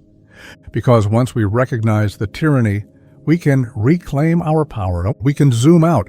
We can choose differently, deliberately, together. The tyranny of small decisions teaches us that life doesn't fall apart all at once. It unravels in quiet moments. And that greatness, whether personal or societal, isn't built on massive leaps, but on consistent steps. Each decision is a thread, and over time, those threads weave a future. The question is, will it be one we chose, or one we sleepwalked into? HEMPEL'S paradox. You're observing birds. Every swan you see is white. After seeing hundreds of white swans, you confidently say, all swans are white. It seems logical. It feels true. You're using evidence directly relevant to your claim. But what if I told you that seeing a green apple or a red car also supports your claim that all swans are white? It sounds absurd, irrational even. Yet, according to logic and probability theory, this is exactly what happens. This puzzling scenario is known as HEMPEL'S paradox, or the paradox of the ravens, proposed by philosopher Carl Gustav Hempel in the 1940s. It reveals a deep, counterintuitive problem in the logic of scientific confirmation. Here's how it works. The statement, all ravens are black, logically translates to, anything that is not black is not a raven. They are equivalent statements. So every time you see something non-black, like a yellow banana, and note, it's not a raven technically, you've gathered evidence supporting the claim that all ravens are black. This seems ridiculous, and that's exactly the paradox. On a logical level, it makes sense. If you claim all ravens are black, then every non-black object you find that isn't a raven confirms your hypothesis in a tiny, almost negligible way. But intuitively, it feels meaningless, even absurd. How can a yellow banana or a green apple truly confirm something about ravens? This paradox highlights the gap between logical theory and real-world reasoning.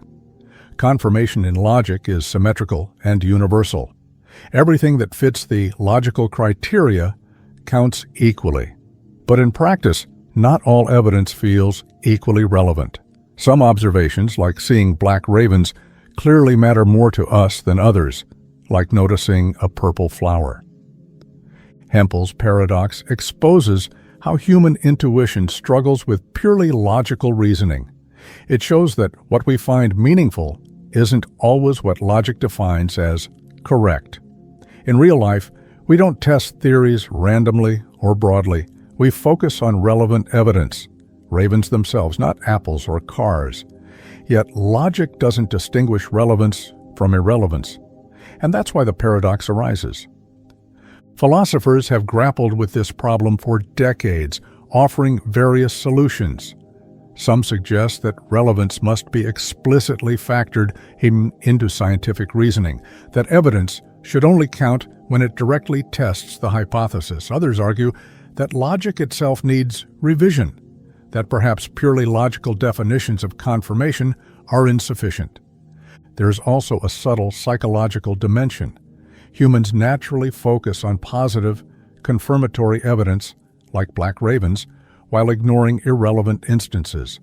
Our minds filter information instinctively. Logic doesn't do this filtering. It counts every instance, no matter how distant or unrelated, as equally valid. This mismatch creates the paradox. The broader implications of HEMPEL'S paradox are profound. It challenges how we understand knowledge, confirmation, and evidence itself.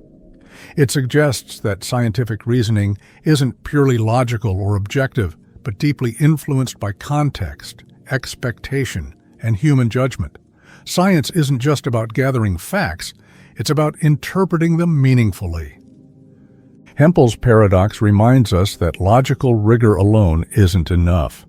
Pure logic can lead us to strange, seemingly useless conclusions.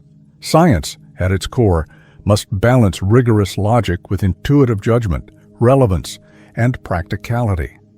Real-world science doesn't simply collect endless, trivial evidence. It carefully selects relevant data to test meaningful questions. The paradox also resonates beyond science, influencing how we perceive truth in daily life. We often seek evidence to support our beliefs, ignoring irrelevant or contradictory information.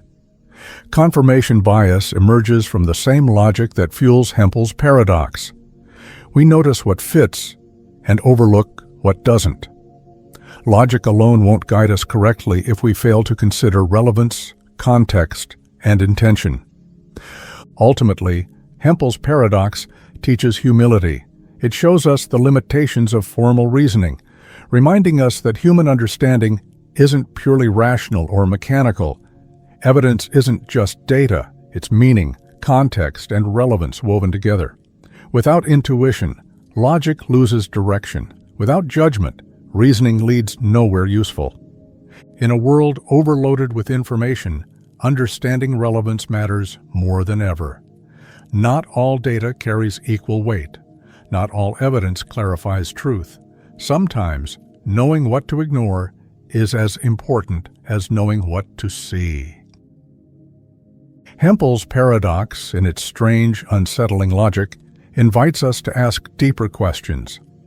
How do we truly know what matters? What evidence counts as meaningful? How do we decide relevance in a sea of endless facts? These questions have no easy answers, but simply asking them brings clarity. It forces us to reflect on how we construct knowledge, how we build beliefs, and how we ultimately define truth. Logic alone can't resolve HEMPEL'S paradox.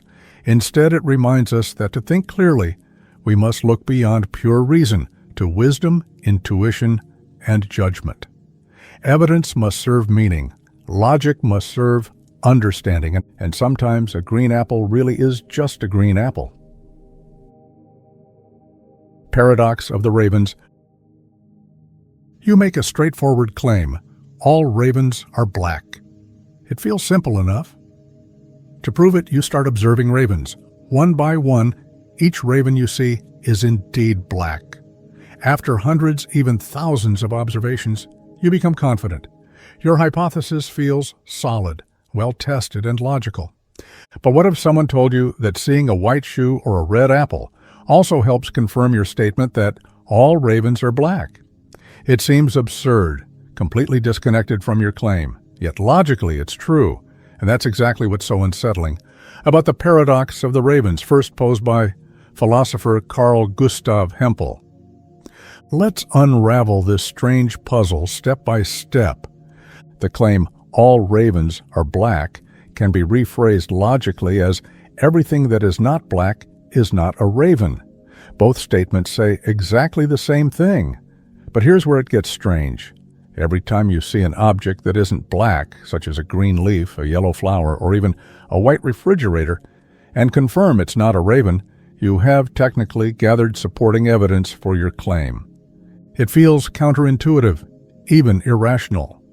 How can a white shoe possibly tell us anything useful about ravens? Why would observing a yellow pencil help prove something about birds? And yet, from the perspective of logical equivalence, every non-black, non-raven object does indeed count as evidence, albeit infinitesimally small, that all ravens are black. This contradiction is the heart of the paradox. Intuition clashes violently with pure logic, while logically consistent, the idea that irrelevant objects could meaningfully confirm our hypothesis seems nonsensical. Why does this happen? The paradox arises because formal logic doesn't differentiate between meaningful and meaningless evidence. In pure logical reasoning, any observation that fits the criteria counts equally. But our minds naturally assign importance differently. We instinctively focus on the ravens themselves because they directly address our claim. Non-ravens, especially non-black objects, seem irrelevant, yet logic says they aren't. This exposes a gap between logic and human intuition. Formal logic treats evidence universally without bias or context. Human reasoning, however, naturally filters out irrelevant details. We notice what matters, black ravens, and ignore what doesn't, white shoes or green apples. But logically, both matter equally, and that feels profoundly wrong to us. Philosophers have struggled to resolve this paradox for decades, with no universally accepted solution. Some suggest that relevance and context should be explicitly integrated into logical reasoning. Evidence should only count when it directly tests the hypothesis, meaning black ravens count, but white refrigerators don't. This approach tries to bridge logic and intuition by making logic sensitive to context.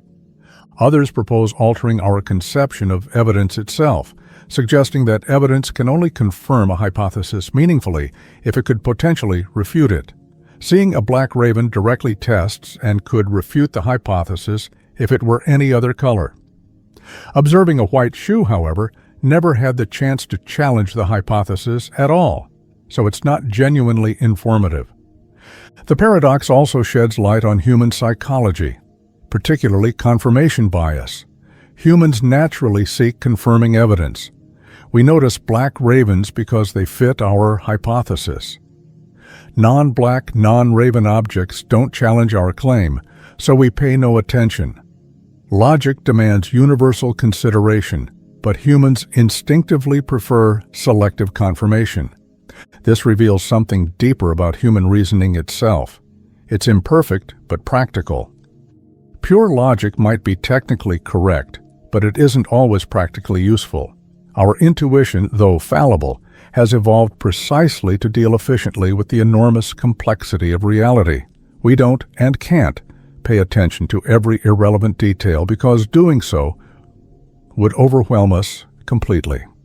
The paradox of the ravens thus shows a critical tension between logic and practical reasoning. Logic, abstract and universal, doesn't always serve our real-world needs. Practical reasoning, intuitive and context-sensitive, guides our survival and daily life more effectively, even though it sometimes ignores logic's strict rules. Yet, even acknowledging this tension, the paradox challenges our assumptions about how science works. Science is supposed to be logical, evidence-based, rigorous. But if logic itself can produce such absurd conclusions, what does that mean for scientific knowledge? Can we ever trust that we've confirmed anything fully, if irrelevant evidence technically counts too? The paradox suggests we must rethink how we handle evidence and confirmation. Perhaps scientific reasoning should explicitly incorporate relevance, not merely logical consistency.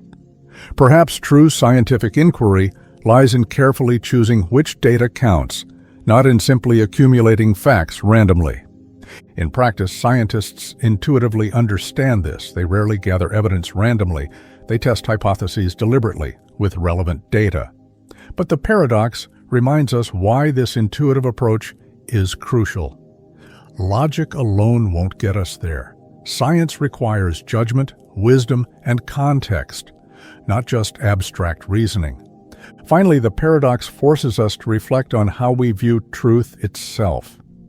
Truth isn't merely about logical coherence or gathering endless supporting evidence. It's about interpretation, meaning, and practical usefulness. A claim can be logically correct yet practically meaningless, like gathering evidence from apples or shoes to prove something about ravens. Meaning matters more than mere logic. HEMPEL'S ravens remind us of the limits of formal reasoning. Pure logic, stripped of human intuition and context, can lead to absurd conclusions.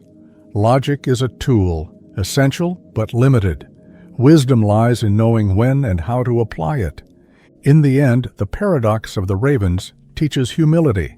It urges us to acknowledge that human understanding isn't simply logical.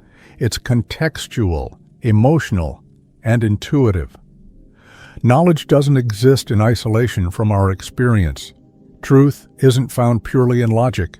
It emerges from how we integrate logic with relevance and judgment. And sometimes, no matter how logical, a white shoe really is just a white shoe, telling us nothing at all about ravens. Catch-22. You're a pilot in wartime. You want out. You've seen enough death, enough terror. You're exhausted, mentally shattered. You want to claim insanity, so they'll send you home. But here's the catch. By recognizing you're mentally unfit, you prove you're sane. Because only a sane person would recognize their own insanity. Thus, you're declared fit for duty. You're trapped. This absurd circular reasoning is known as a catch-22. First coined by author Joseph Heller in his 1961 novel of the same name, it captures a situation where you're caught in contradictory rules that create a logical loop from which escape is impossible. Catch-22 isn't just about war. It's become shorthand for any paradoxical situation where conflicting conditions trap you, no matter what you choose. It's embedded deep in modern life, politics, bureaucracy, and even personal relationships. Think about finding your first job. You need experience to get a job, but you need a job to get experience. Or credit. You can't get credit without having credit. These loops trap you, leaving you spinning helplessly, unable to move forward. At its core, Catch-22 is about authority and control. It reveals how rules can be twisted to maintain power. The rule itself is arbitrary and irrational, yet it's impossible to challenge because it hides behind a logical illusion. You can't beat it, because it's designed precisely so you can't. In Heller's story, Catch-22 is a powerful critique of bureaucracy. Soldiers risk their lives flying missions they can't escape, missions assigned by distant officers enforcing irrational regulations. The rule ensures obedience by making disobedience logically impossible. No matter how desperate or justified your protest, you're trapped. Your only choice is compliance or madness, and madness doesn't free you either. In real life, Catch-22 manifests whenever authority uses logic to deflect responsibility or deny rights. Consider healthcare systems that require proof of illness before granting care, but obtaining proof demands resources you don't have without care. Or immigration systems that demand documentation impossible to acquire without already having the documentation you seek. These aren't just bureaucratic inefficiencies, they're deliberate loops that reinforce power structures by making resistance futile. The true horror of Catch-22 is its invisibility. It appears rational, reasonable, even logical. Authorities insist these are just the rules. Yet the rules are intentionally contradictory, designed to prevent escape. You can't fight logic, especially logic that defies logic itself. You're helpless against rules built not for fairness, but control. Catch-22 also exists in the personal sphere. Think of abusive relationships where leaving requires strength that the relationship systematically erodes, or depression, where treatment often demands motivation, the very thing depression drains away. The paradox traps people in impossible situations, punishing them for circumstances beyond their control. Psychologically, Catch-22 is devastating. It breeds frustration, hopelessness, even despair. When trapped, you start questioning your sanity, your worth, your capacity to change anything. You internalize the paradox, believing something's wrong with you, not the system. That's precisely how Catch-22 maintains power. It convinces victims they're the problem. Escape requires recognizing the trick. Once you see the contradiction clearly, its power weakens. Awareness is resistance. Naming the paradox, calling out the Catch-22, can be revolutionary. It shifts blame from individuals to systems. It exposes the irrationality and cruelty behind the logic. Suddenly, the trapped aren't weak. They're victims of rigged rules. This awareness empowers resistance, defiance, and ultimately change. Yet even naming it doesn't immediately free you. Systems built on Catch-22 logic resist reform. They survive precisely because they appear logical. Challenging them demands persistence, solidarity, and courage. It's not just about individual escape, it's about dismantling the entire system. The cultural legacy of Catch-22 is profound. The phrase itself entered everyday language, highlighting absurdity and injustice. It warns us about how easily logic can become weaponized, how reason can oppress rather than enlighten. It reminds us that authority can dress cruelty in reasonableness and convince us that injustice is unavoidable. But Catch-22 also holds lessons beyond cynicism. It teaches vigilance. It reminds us to question rules, not blindly obey them. To ask who benefits from contradictions. To expose paradoxes wherever we find them, because silence only strengthens their grip.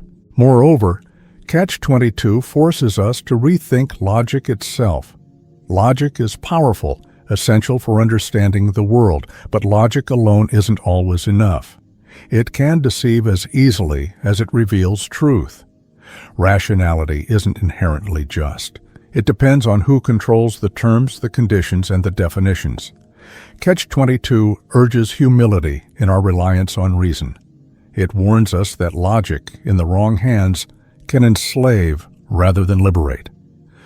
Ultimately, Catch-22 highlights the fragility of freedom.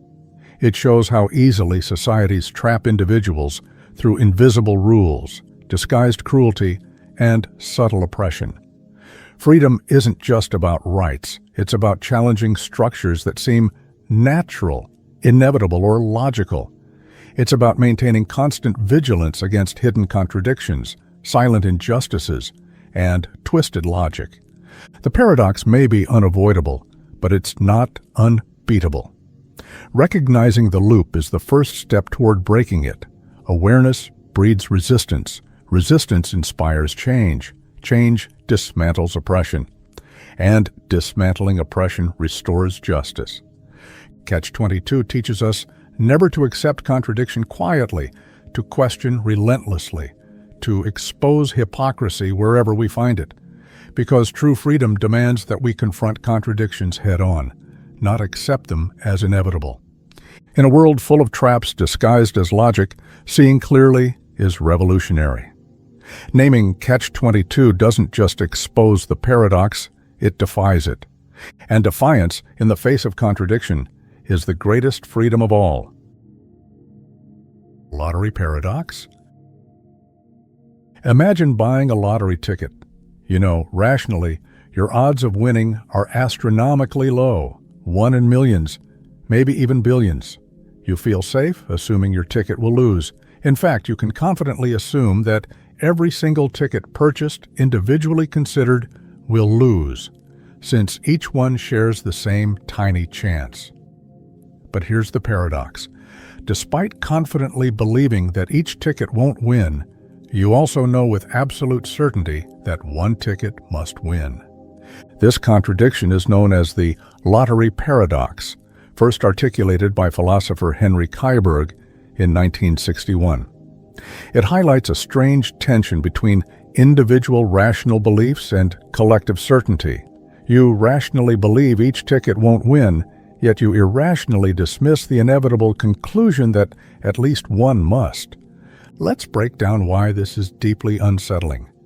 Each ticket has such an incredibly small chance of winning that it's logical, almost necessary, to assume that any specific ticket won't win.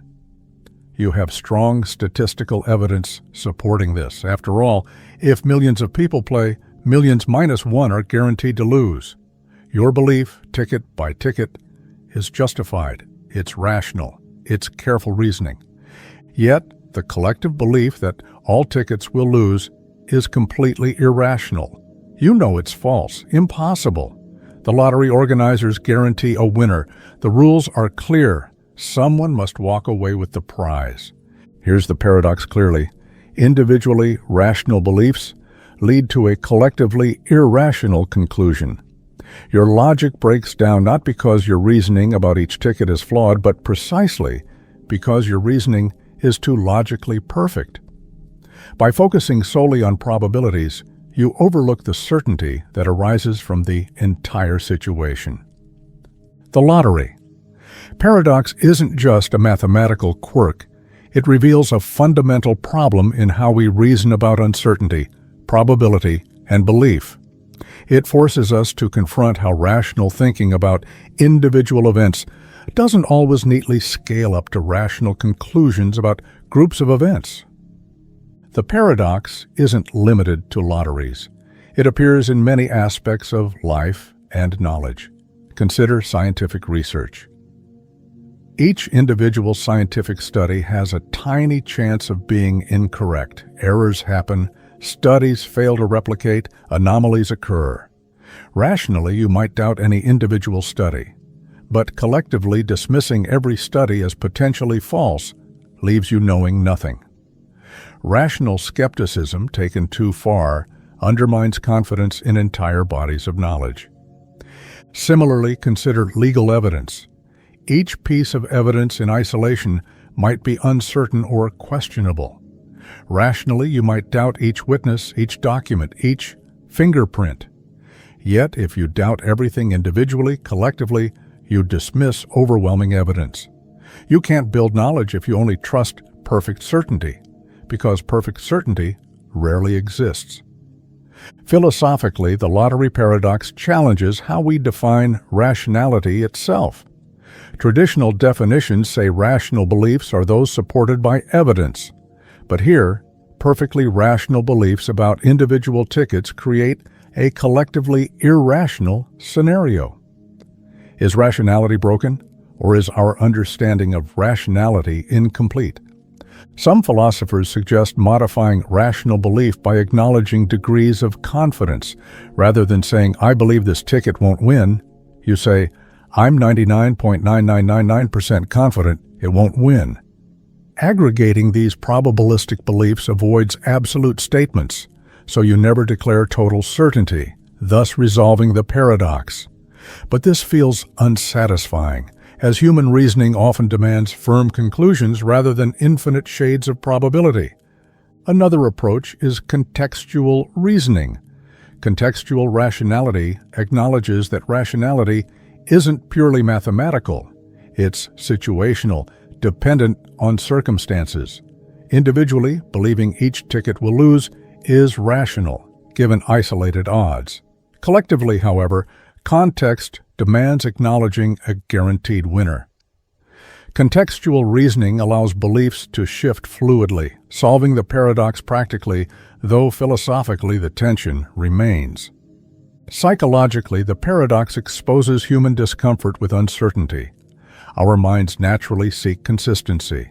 We struggle accepting that individually rational choices might collectively create absurd outcomes. The paradox illustrates the inherent limits of pure reason. Humans crave certainty even when reason can't provide it clearly. In broader life, the paradox shows why human intuition, while imperfect, often guides us better than strict rationality. Intuition recognizes collective truths that rationality ignores. Intuitively, we sense someone must win. Our gut rejects the collective irrational conclusion even if logic demands it. Socially, the paradox appears in collective decisions. Voting, jury verdicts, market predictions all involve individual decisions based on probability. Individually rational choices sometimes produce collectively irrational results. Markets crash despite individual rational investments. Juries deadlock despite individually rational jurors. Democracies make irrational choices despite rational voters. The paradox reminds us that collective rationality isn't simply the sum of individual rationalities. The lottery paradox forces humility. It reminds us that rationality isn't infallible, and human reasoning isn't always logical or consistent. Knowledge is fragile. Probabilities, uncertainties, and paradoxes permeate everything. Absolute certainty rarely exists, yet we still must act, decide, and believe. Ultimately, the paradox teaches us about the complexity of truth itself. Truth isn't simply logical consistency. It involves collective understanding, probability, context, and judgment. Pure rationality can't fully describe reality. Truth demands nuance, subtlety, and flexibility. So, next time you hold a lottery ticket, consider the paradox. Individually, you'll probably lose. It's rational, logical, practically certain. But collectively, the lottery itself demands a winner. Your reasoning, no matter how careful, cannot change that. The paradox reminds us, rationality alone can't solve every puzzle. Truth, like life, requires embracing uncertainty, paradox, and contradiction. Sometimes what makes sense individually makes no sense collectively. Recognizing that paradox is itself a step toward deeper wisdom, accepting that rationality, while powerful, is never absolute. Knowledge isn't just logic, it's embracing uncertainty. Life isn't just probabilities, it's lived despite contradictions. And maybe that's the real lottery we all enter daily, not certainty, not logic, but the willingness to face paradox, act without absolute proof, and embrace life's endless uncertainty. Unexpected hanging paradox. Imagine you're sentenced to death. The judge makes a strange announcement. You will be hanged next week at noon, but it will be a surprise. You won't know the day until it arrives. You're sent to your cell where you start thinking, how can this happen? You reason carefully. If the execution were scheduled for Friday, the last possible day, it wouldn't be unexpected. You'd know by noon Thursday, if you hadn't been hanged yet, that Friday must be your day. That eliminates Friday. But if Friday's impossible, what about Thursday? Well, Thursday becomes the new last day, and it would be predictable too. You'd anticipate it by Wednesday noon, so Thursday's out. By the same logic, Wednesday, Tuesday, and even Monday disappear. Suddenly, you've logically proven your execution can't happen at all. Yet the following week, the executioner appears on Wednesday, exactly at noon, catching you completely off guard. You're shocked. How could your perfectly logical reasoning fail? This puzzle is known as the unexpected hanging paradox, sometimes called the surprise examination paradox. It's baffled philosophers, logicians, and mathematicians for decades because it reveals deep contradictions within our reasoning about knowledge, expectation, and surprise. The paradox presents two conflicting truths. First, the logical reasoning is entirely correct. Each day's surprise seems logically impossible because predicting the last possible day invalidates the surprise. The reasoning is airtight, logical, and flawless. Yet second, in practice, surprise clearly remains possible. When the executioner arrives on Wednesday, you're genuinely astonished, exactly as the judge promised. The impossible has happened. But how? Let's unpack the paradox carefully. The heart of the paradox is the self-referential nature of surprise and expectation. Surprise can't be logically defined without referring to expectations, but expectation itself changes based on knowledge and predictions. Predicting a surprise changes your expectations, eliminating surprise. It's a circular loop of reasoning. Logic becomes twisted upon itself. Your logic eliminates each day sequentially, but this logic assumes perfect knowledge of future knowledge itself. You're effectively predicting your future state of mind, assuming that you'll know things you can't actually know yet. This leads to infinite regress. Each prediction about surprise depends on future predictions, and each of those depends on yet further future knowledge. It's logically sound, but practically impossible. This paradox isn't merely a puzzle. It highlights fundamental issues in logic, epistemology, and decision-making. It shows how logical reasoning can fail when applied to dynamic situations involving changing knowledge and expectations. In epistemology, the theory of knowledge, the paradox reveals that knowledge about future events is inherently unstable. You can't logically deduce future surprises because surprises depend explicitly on not knowing something in advance. Attempting to predict surprises paradoxically destroys the very conditions that allow surprises to occur. In practical life, similar paradoxes occur frequently. Consider surprise inspections. If employees know the inspections will happen unexpectedly, logically, inspections become predictable by elimination.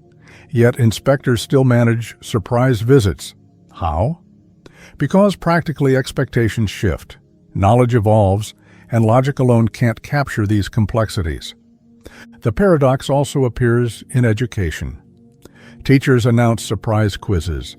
Students logically conclude that surprise quizzes are impossible, yet quizzes happen, genuinely surprising students. It's because practical life never conforms neatly to purely logical reasoning.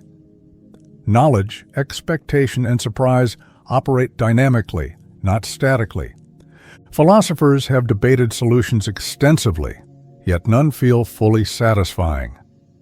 Some suggest redefining surprise, not as absolute ignorance, but as merely partial ignorance.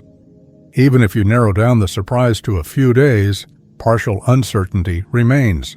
You can't fully eliminate surprise because your logical deduction itself relies on conditions that shift as the week progresses.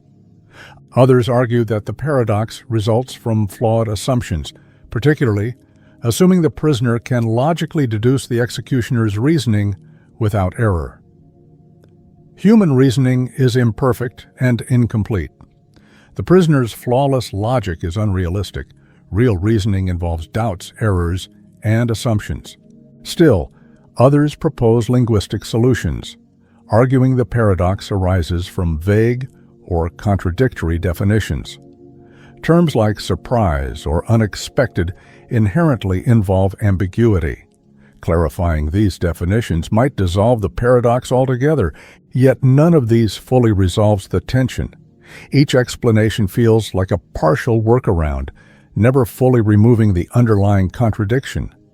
Psychologically, the paradox reveals deep discomfort with uncertainty and surprise. Humans crave predictability. Logic feels comforting precisely because it promises certainty.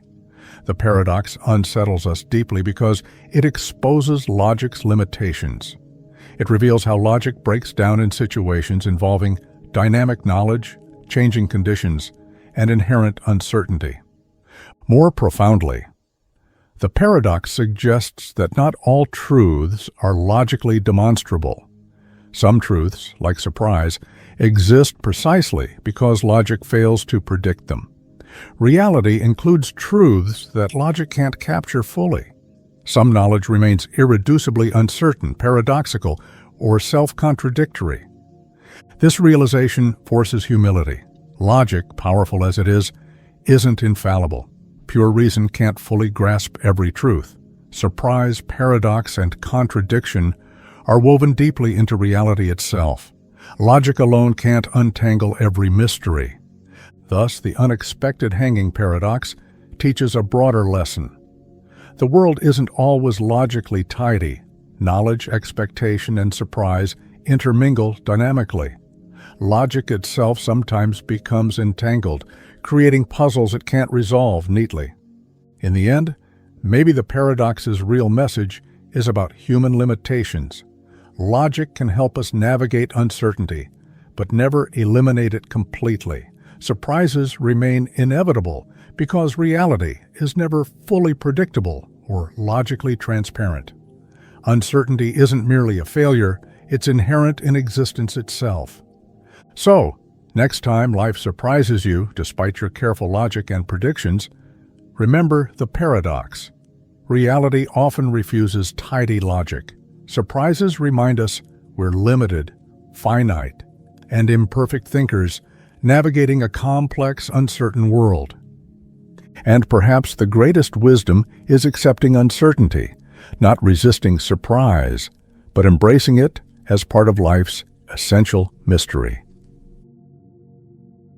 Raven paradox. You make a simple scientific claim, all ravens are black. To confirm it, you start observing ravens. Every raven you see is indeed black. After countless observations, you feel increasingly certain your claim is true. It seems logical, straightforward, and undeniably rational. But philosopher Carl Gustav Hempel proposed a strange twist to this logical process. He pointed out something that sounds utterly absurd. Seeing a green apple, a white chair, or even a red rose also supports your claim that all ravens are black. This puzzling situation is known as the raven paradox, also called HEMPEL'S paradox. At first glance, it feels ridiculous. How can an unrelated object like a green apple or a white chair tell us anything about ravens? Here's the logical explanation that causes the paradox. The statement, all ravens are black, is logically equivalent to the statement, all non-black things are not ravens. They both say exactly the same thing. Therefore, each time you observe a non-black object, like a white cup or a green plant, and confirm it isn't a raven, you've technically supported the hypothesis, all ravens are black. Each non-black object that isn't a raven counts as a tiny piece of evidence toward your claim. This logical reasoning, though sound, feels profoundly counterintuitive and unsettling. How can observing a red balloon or a yellow pencil confirm anything about the color of ravens? Yet, logically, according to standard principles of evidence and hypothesis testing, it must. The raven paradox exposes a deep tension between logical theory and practical reasoning. It highlights how formal logic doesn't always match our intuitive understanding of what evidence should mean. In pure logic, all evidence supporting a logically equivalent statement counts equally. But intuitively, we prioritize certain types of evidence over others. Observing ravens directly feels relevant and meaningful, while observing random non-black objects feels irrelevant and meaningless. This paradox isn't merely an intellectual curiosity. It raises fundamental questions about scientific reasoning and the nature of evidence itself. How do we decide what counts as relevant evidence? Is logic alone sufficient to guide scientific inquiry, or must intuition, context, and judgment also play critical roles? Philosophers have debated possible resolutions extensively, though none fully remove the paradox's strangeness. Some suggest restricting evidence to only directly relevant observations. Observing ravens themselves clearly matters more than observing random objects, but defining relevance rigorously proves challenging. Logic alone can't easily distinguish relevant from irrelevant evidence. Others propose redefining confirmation itself. Instead of counting every instance equally, we might weigh evidence based on context, probability, or significance. Black ravens directly test the claim, making them powerful evidence. Non-black non-ravens, though logically confirming, might be practically meaningless evidence due to their abundance. This approach tries bridging logic and intuition, acknowledging logical correctness but prioritizing practical usefulness. Yet even these resolutions remain imperfect. The paradox stubbornly persists, highlighting a profound gap between pure logic and human intuition. It reminds us, logic alone doesn't guarantee meaningful knowledge. Human reasoning depends crucially on intuitive judgments about relevance, significance, and context, elements logic can't easily capture. The paradox also has psychological implications, particularly regarding confirmation bias. Humans naturally seek evidence that directly supports beliefs, ignoring indirect or irrelevant information. This selective attention is usually efficient, but can also distort truth. Logic demands universal consideration, counting all logically supportive evidence, even when intuitively absurd. The paradox vividly exposes this tension between logic and psychology. Furthermore, the Raven paradox reveals the complexity of real-world reasoning. Science isn't simply accumulating facts randomly. Scientists intuitively select relevant data to meaningfully test hypotheses. Logic alone, by counting every observation equally, fails to capture how knowledge truly advances. Science involves careful judgment about which evidence matters, not merely logical equivalence. Beyond science, the paradox influences everyday life.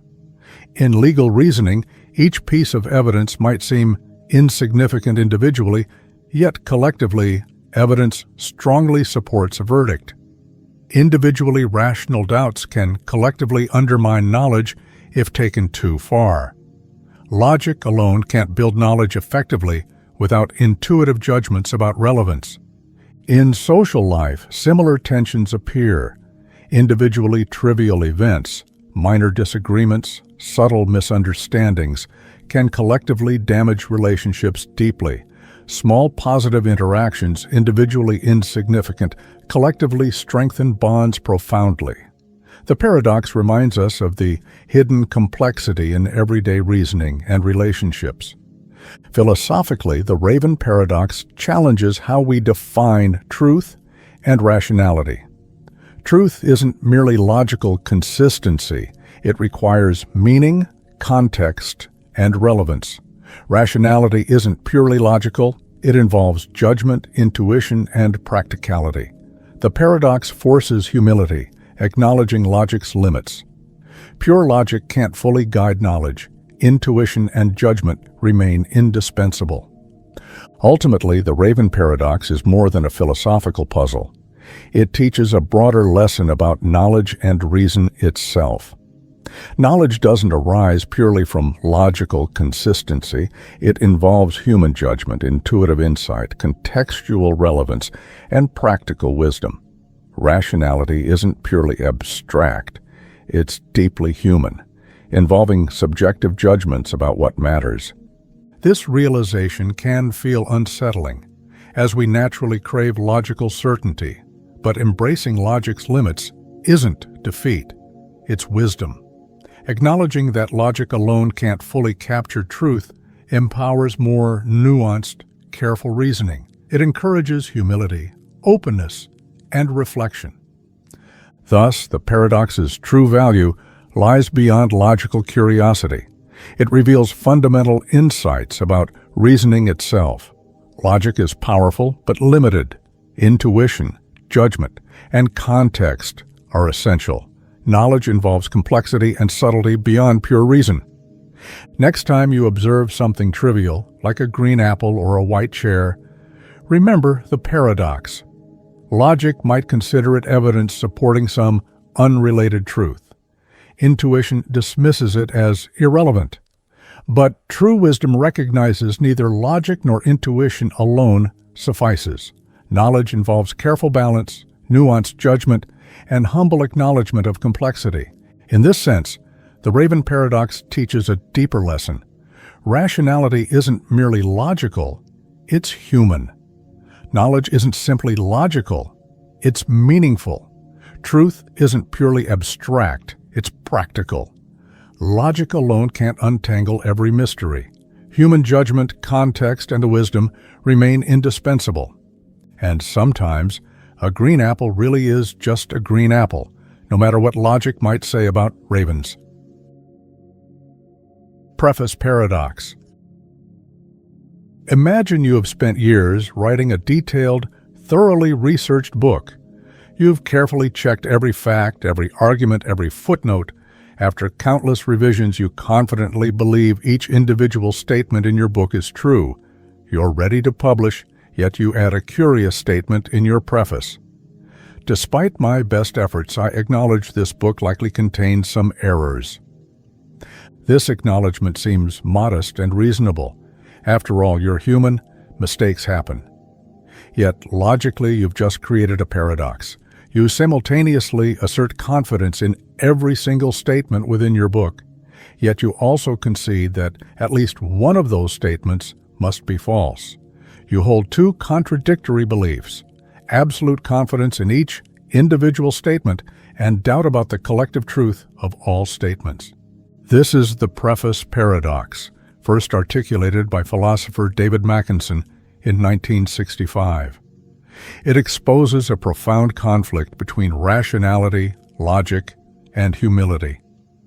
How can you rationally believe every statement in your book individually, yet rationally doubt the book's collective truth? At its core, the paradox emerges from tensions between individual rational belief and collective probability. Individually, each statement seems perfectly reliable. You've rigorously verified facts, analyzed arguments, reviewed data meticulously. There's no obvious reason to doubt any single claim. Individually, your confidence is entirely rational, yet collectively, you understand human fallibility. Even with meticulous checking, errors inevitably slip through. No human work is perfect. Statistically, in thousands of facts and claims, at least one likely contains an error. Your collective doubt about absolute perfection is also entirely rational, reflecting realistic humility and experience. Thus, you simultaneously hold rational confidence in each individual statement and rational skepticism about the entire collection. The paradox arises precisely because both beliefs are individually rational, yet logically incompatible when combined. The preface paradox extends far beyond authors and books, revealing fundamental tensions in rational thinking itself. It appears wherever large sets of information are gathered: scientific papers, historical accounts, legal documents, or even personal beliefs. Individually, each piece of evidence or claim seems rationally justified, carefully verified, and confidently accepted. Yet collectively, we rationally recognize errors inevitably exist somewhere within these collections of statements. In scientific publishing, researchers similarly acknowledge possible errors despite rigorous peer review and careful experimentation. Individually, each published paper seems credible, thoroughly vetted, reliable. Collectively, however, we rationally know some research inevitably contains mistakes, inaccuracies, or oversights. The paradox forces scientists into a delicate balance between confidence and humility, acknowledging both rigorous certainty and inevitable imperfection simultaneously. In legal contexts, each witness testimony or individual evidence may appear credible and compelling. Yet collectively, we know human memory fails, biases creep in, and mistakes inevitably occur. Jurors must rationally balance individual credibility against collective doubt. The paradox highlights challenges facing legal reasoning. Absolute certainty is impossible, yet decisions must still be confidently made. Philosophically, the preface paradox challenges our definitions of rational belief itself. Traditional rationality demands consistency. You shouldn't hold contradictory beliefs simultaneously, yet practically humans consistently face contradictions between individual confidence and collective skepticism. Is rationality flawed, or does human reason naturally tolerate such contradictions? Philosophers have struggled resolving this paradox conclusively. Some propose weakening standards of rational belief, accepting probabilistic beliefs rather than absolute certainty. Instead of absolute confidence, rational beliefs become degrees of confidence. You believe each statement highly probable rather than absolutely certain, making collective skepticism easier to accommodate. Others suggest rationality involves different contexts or perspectives. Individually, each statement is rationally certain based on isolated evidence. Collectively, however, a broader perspective acknowledges inevitable human fallibility. Rationality itself might involve shifting contexts or perspectives rather than strict consistency. Yet none of these fully resolve the paradox. Each feels like a practical workaround rather than genuine resolution. The paradox stubbornly persists, challenging traditional assumptions about logic, rationality, and knowledge itself. Psychologically, the paradox highlights discomfort with uncertainty and imperfection. Humans naturally crave logical consistency, certainty, and absolute truth. Yet reality rarely provides perfect certainty. Embracing inevitable imperfection feels unsettling, even though logically and practically necessary. Emotionally acknowledging collective doubt can feel like weakness, admission of failure, or lack of confidence. Yet practically, humility about inevitable errors demonstrates genuine strength, wisdom, and realism. The paradox reveals tensions between emotional confidence and rational humility, both essential, yet seemingly contradictory.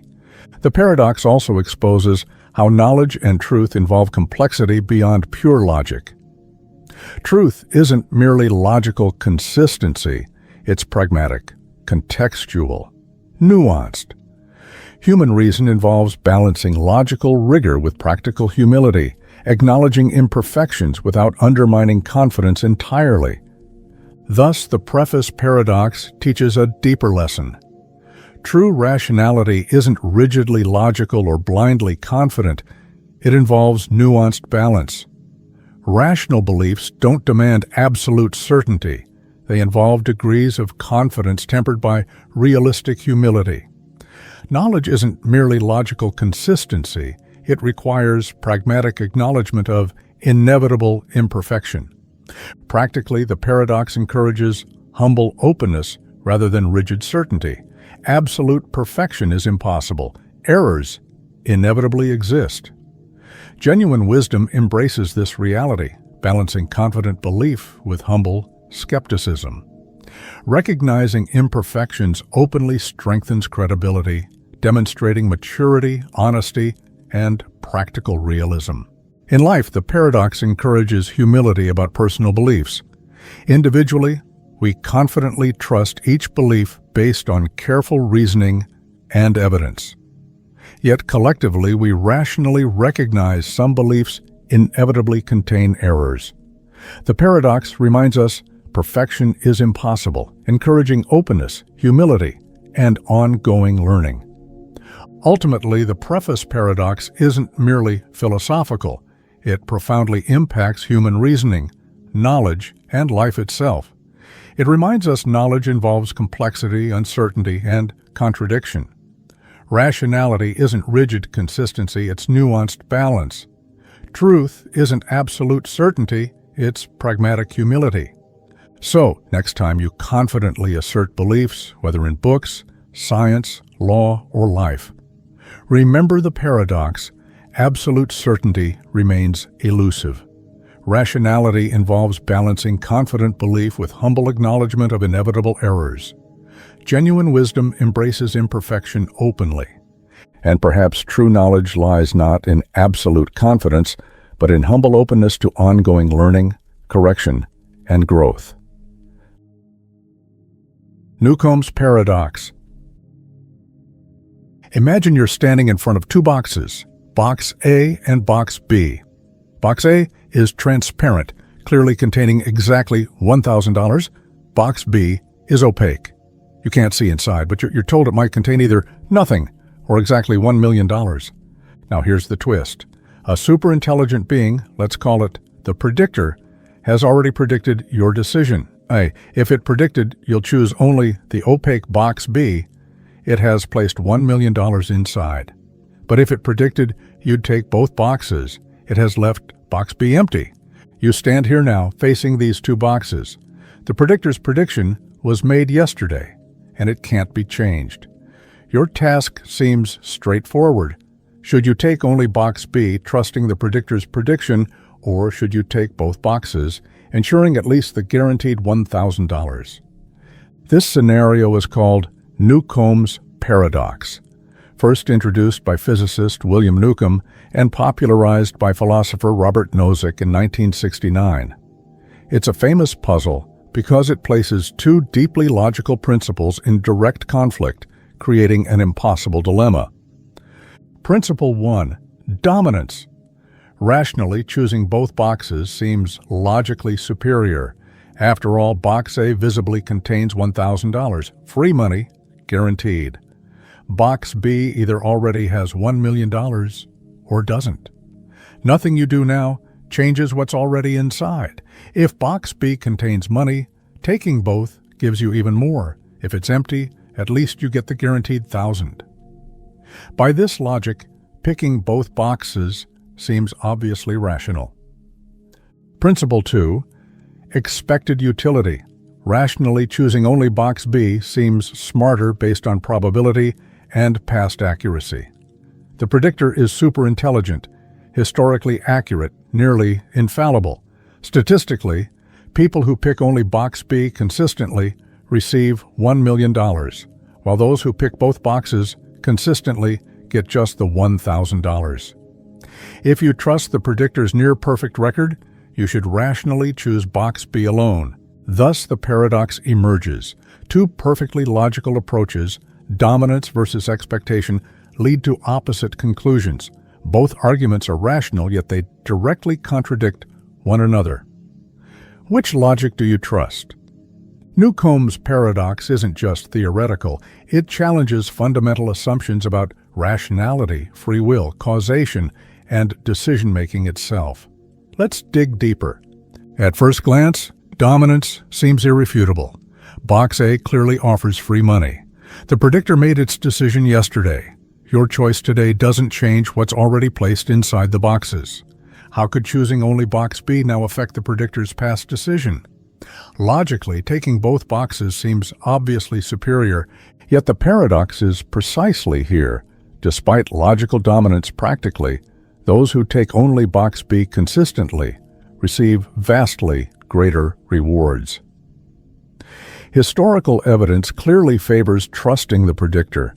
Those who choose dominance typically lose out. Logic clashes violently with practical results. Philosophically, NEWCOMB'S paradox questions causality and free will. Does your current choice somehow cause or influence the predictor's past decision? Logically, that seems impossible. Causation can't travel backwards.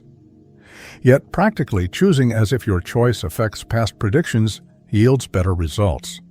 Should rationality ignore logical causation to maximize practical utility? Some philosophers resolve the paradox by redefining rationality itself. Evidential decision theorists argue rational choices should consider historical correlations, trusting past accuracy. They say rationality isn't purely logical dominance. It involves empirical evidence about past outcomes. Rationally, you trust the predictor, choose only box B, and likely receive $1 million. Other philosophers, called causal decision theorists, reject backward causation entirely.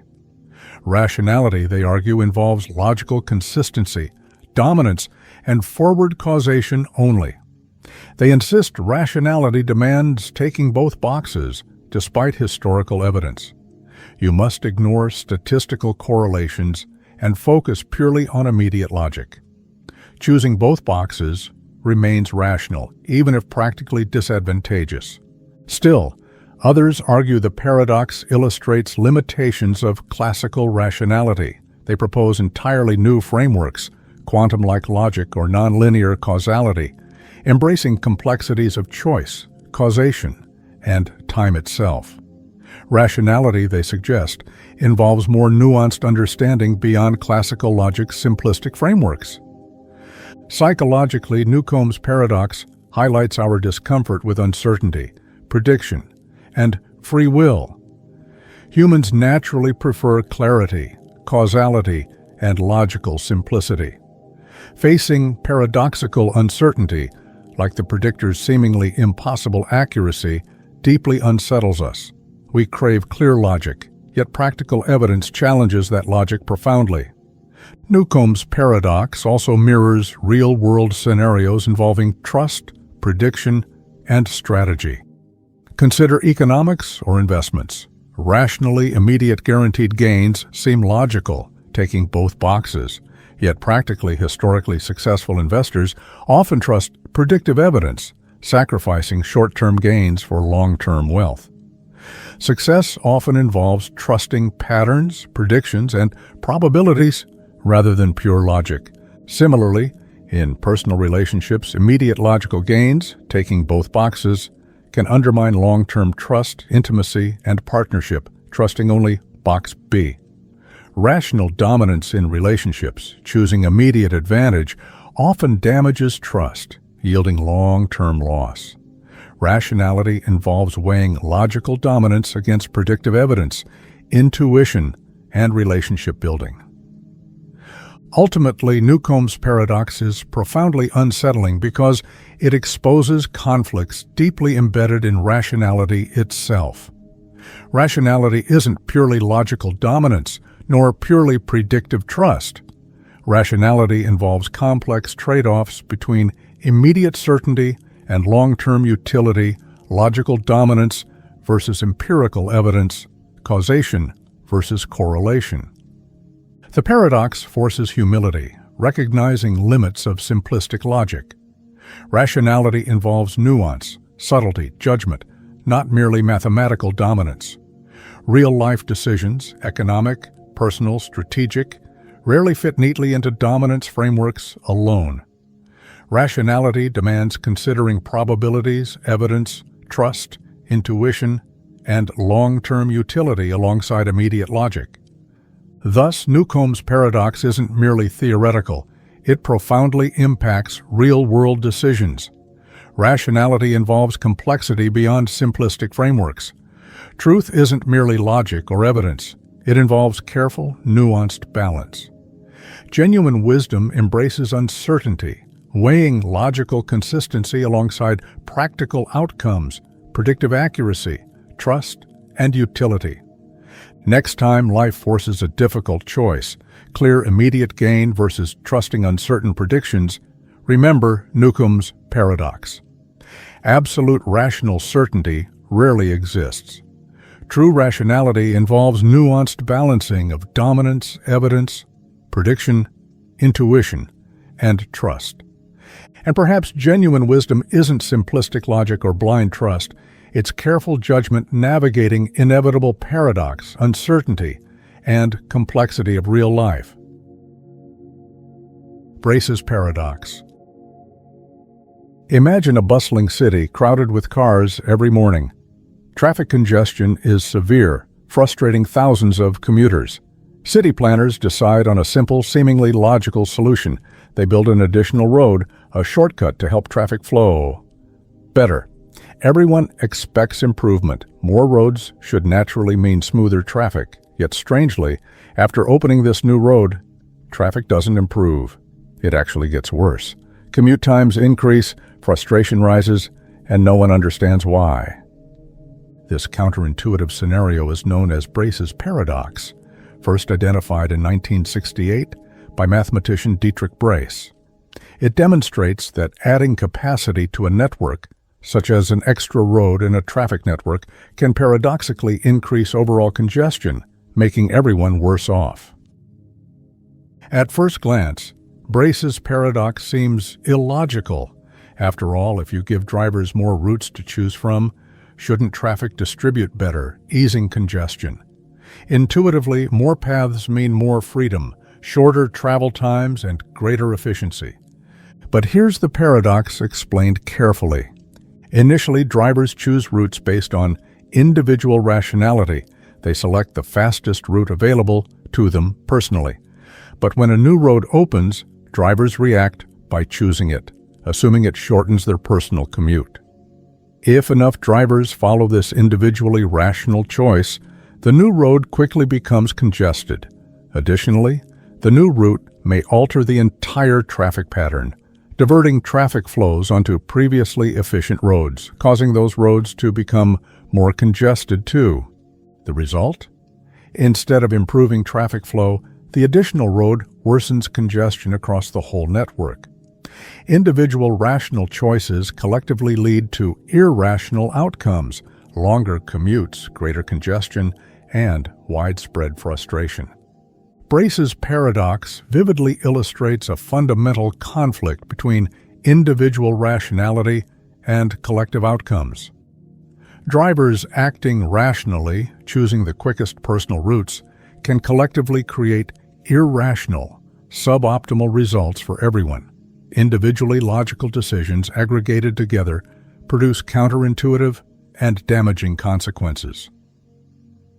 This paradox is not limited to roads and traffic. It appears widely across many complex systems, including computer networks, social systems, economic markets, and even sports strategy. For instance, adding more servers to a congested internet network can sometimes slow data flow rather than improve it due to how individual data packets route themselves. Similarly, adding players with strong individual skills to a sports team sometimes worsens team performance by disrupting overall team chemistry and coordination. The underlying principle of Braess's paradox is the delicate balance between individual and collective optimization. Complex systems don't always behave intuitively. Sometimes, more freedom or choices lead to inefficiency rather than improvement.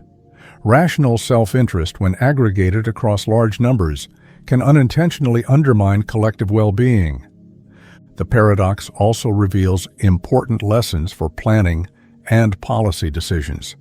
It challenges the simplistic assumption that more is always better. Infrastructure decisions, whether roads, data networks, or public services, require careful consideration of indirect effects and collective impacts. Naively adding capacity or resources without fully analyzing network interactions and incentives can produce unintended harmful results. In transportation planning, Braess's paradox has informed modern approaches like road pricing, congestion charges, and carefully designed traffic systems that intentionally restrict or control traffic flow rather than merely adding more lanes. Cities around the world have observed real-world examples of this paradox.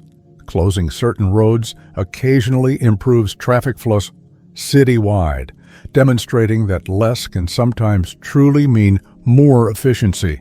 Philosophically, Braess's paradox challenges conventional wisdom about rationality and collective benefit. Rationality isn't purely individualistic. Sometimes collective rationality requires restricting individual choices for greater overall efficiency. True rationality, at a system level, involves understanding and balancing individual incentives against collective outcomes. Economically, the paradox parallels the well-known tragedy of the commons, where individually rational decisions such as overusing shared resources lead collectively to ruinous outcomes. BRAESS'S paradox similarly highlights how individual incentives can undermine collective benefits. Effective management requires careful regulation, constraints, and strategic limitations rather than unlimited freedom. Psychologically, the paradox highlights our natural bias toward individual short-term benefit without fully understanding complex collective consequences. Humans instinctively assume more choice, freedom, and individual rationality automatically produce better outcomes. Yet reality often contradicts these intuitive assumptions, revealing the hidden complexities of interdependent systems. Practically, BRAESS'S paradox encourages humility and careful analysis when designing networks, infrastructure, or policies. Effective solutions aren't always straightforwardly intuitive. Successful planning involves careful modeling, understanding incentives, network dynamics, and systemic interactions, rather than simplistic assumptions about capacity and individual choice. Ultimately, BRAESS'S paradox teaches profound insights beyond traffic congestion or network optimization. It vividly demonstrates limitations of individual rationality, illustrating how rational individual choices can collectively produce irrational outcomes. Rationality isn't merely individual logic. It involves carefully considering systemic interactions, collective consequences, and indirect effects. The paradox also teaches humility about complexity itself. Real-world systems, traffic, networks, economics, societies, rarely follow simple intuition. Adding more roads or resources doesn't automatically solve problems, it sometimes makes them worse. Effective solutions require careful, nuanced understanding of interdependent dynamics, incentives, and constraints. In everyday life, the paradox encourages thoughtful reflection about decisions. More choices, options, or resources aren't always beneficial. Sometimes simplifying, limiting, or constraining options produces better collective outcomes. Rational decision-making involves understanding complex indirect effects, systemic interactions, and collective rationality, not merely individual logic. Next time you face complex decisions, whether personal, professional, or societal, remember BRAESS'S paradox. More isn't always better. Individual rationality isn't always collectively optimal. Effective decision-making involves humility, careful reflection, systemic understanding, and nuanced judgment. And perhaps true rationality isn't individual freedom or unlimited choice, but careful balancing of personal incentives and collective outcomes, simplicity and complexity, freedom and constraint. Hilbert's Grand Hotel Paradox. Imagine a hotel, no ordinary hotel, but a grand hotel with an infinite number of rooms, each clearly numbered, 1, 2, 3, and so on forever. One night, the hotel is completely full. Every room occupied, no vacancies at all. A traveler arrives at the front desk seeking accommodation. No vacancy, the sign says, but the traveler insists. Surely there's space in your infinite hotel. Remarkably, the manager agrees. There's indeed room for one more. How? Simple. The manager asks the guest in room 1 to move into room 2, the guest in room 2 to move into room 3 into room 4, and so forth. Every guest shifts exactly one room up. Now suddenly room 1 is empty, and the new traveler checks in comfortably. But the story doesn't end there. Later, an infinite number of new guests arrive together, each needing a room. Again, the hotel is already completely full. Yet, astonishingly, the manager easily accommodates all infinite newcomers. This time, the manager asks every current guest to move into the room that's twice their current room number. The guest in room 1 moves to room 2 to room 4, room 3 to room 6, and so forth. doubling their room numbers and opening infinitely many odd-numbered rooms. Room 1, Room 3, Room 5, all now vacant, ready for infinite new guests. This mind-bending scenario is known as Hilbert's Grand Hotel Paradox, introduced by mathematician David Hilbert in 1924. It demonstrates bizarre and counterintuitive properties of infinity, revealing how infinite sets defy our common-sense intuitions about size, space, and quantity. Why is this scenario paradoxical? At first glance, it violates basic logic and intuition. A completely full hotel shouldn't accommodate additional guests. Yet, due to the strange logic of infinity, even a full infinite set can easily absorb additional infinite subsets without becoming more full. Infinity doesn't behave like finite numbers. It doesn't diminish or increase in the normal sense. Instead, infinity allows rearrangements that seem logically impossible. Mathematically, this paradox illustrates differences between finite and infinite sets. Finite sets follow clear intuitive logic. Adding one element clearly increases their size. But infinite sets, like Hilbert's hotel rooms, behave differently. They have subsets identical in size to the entire set itself.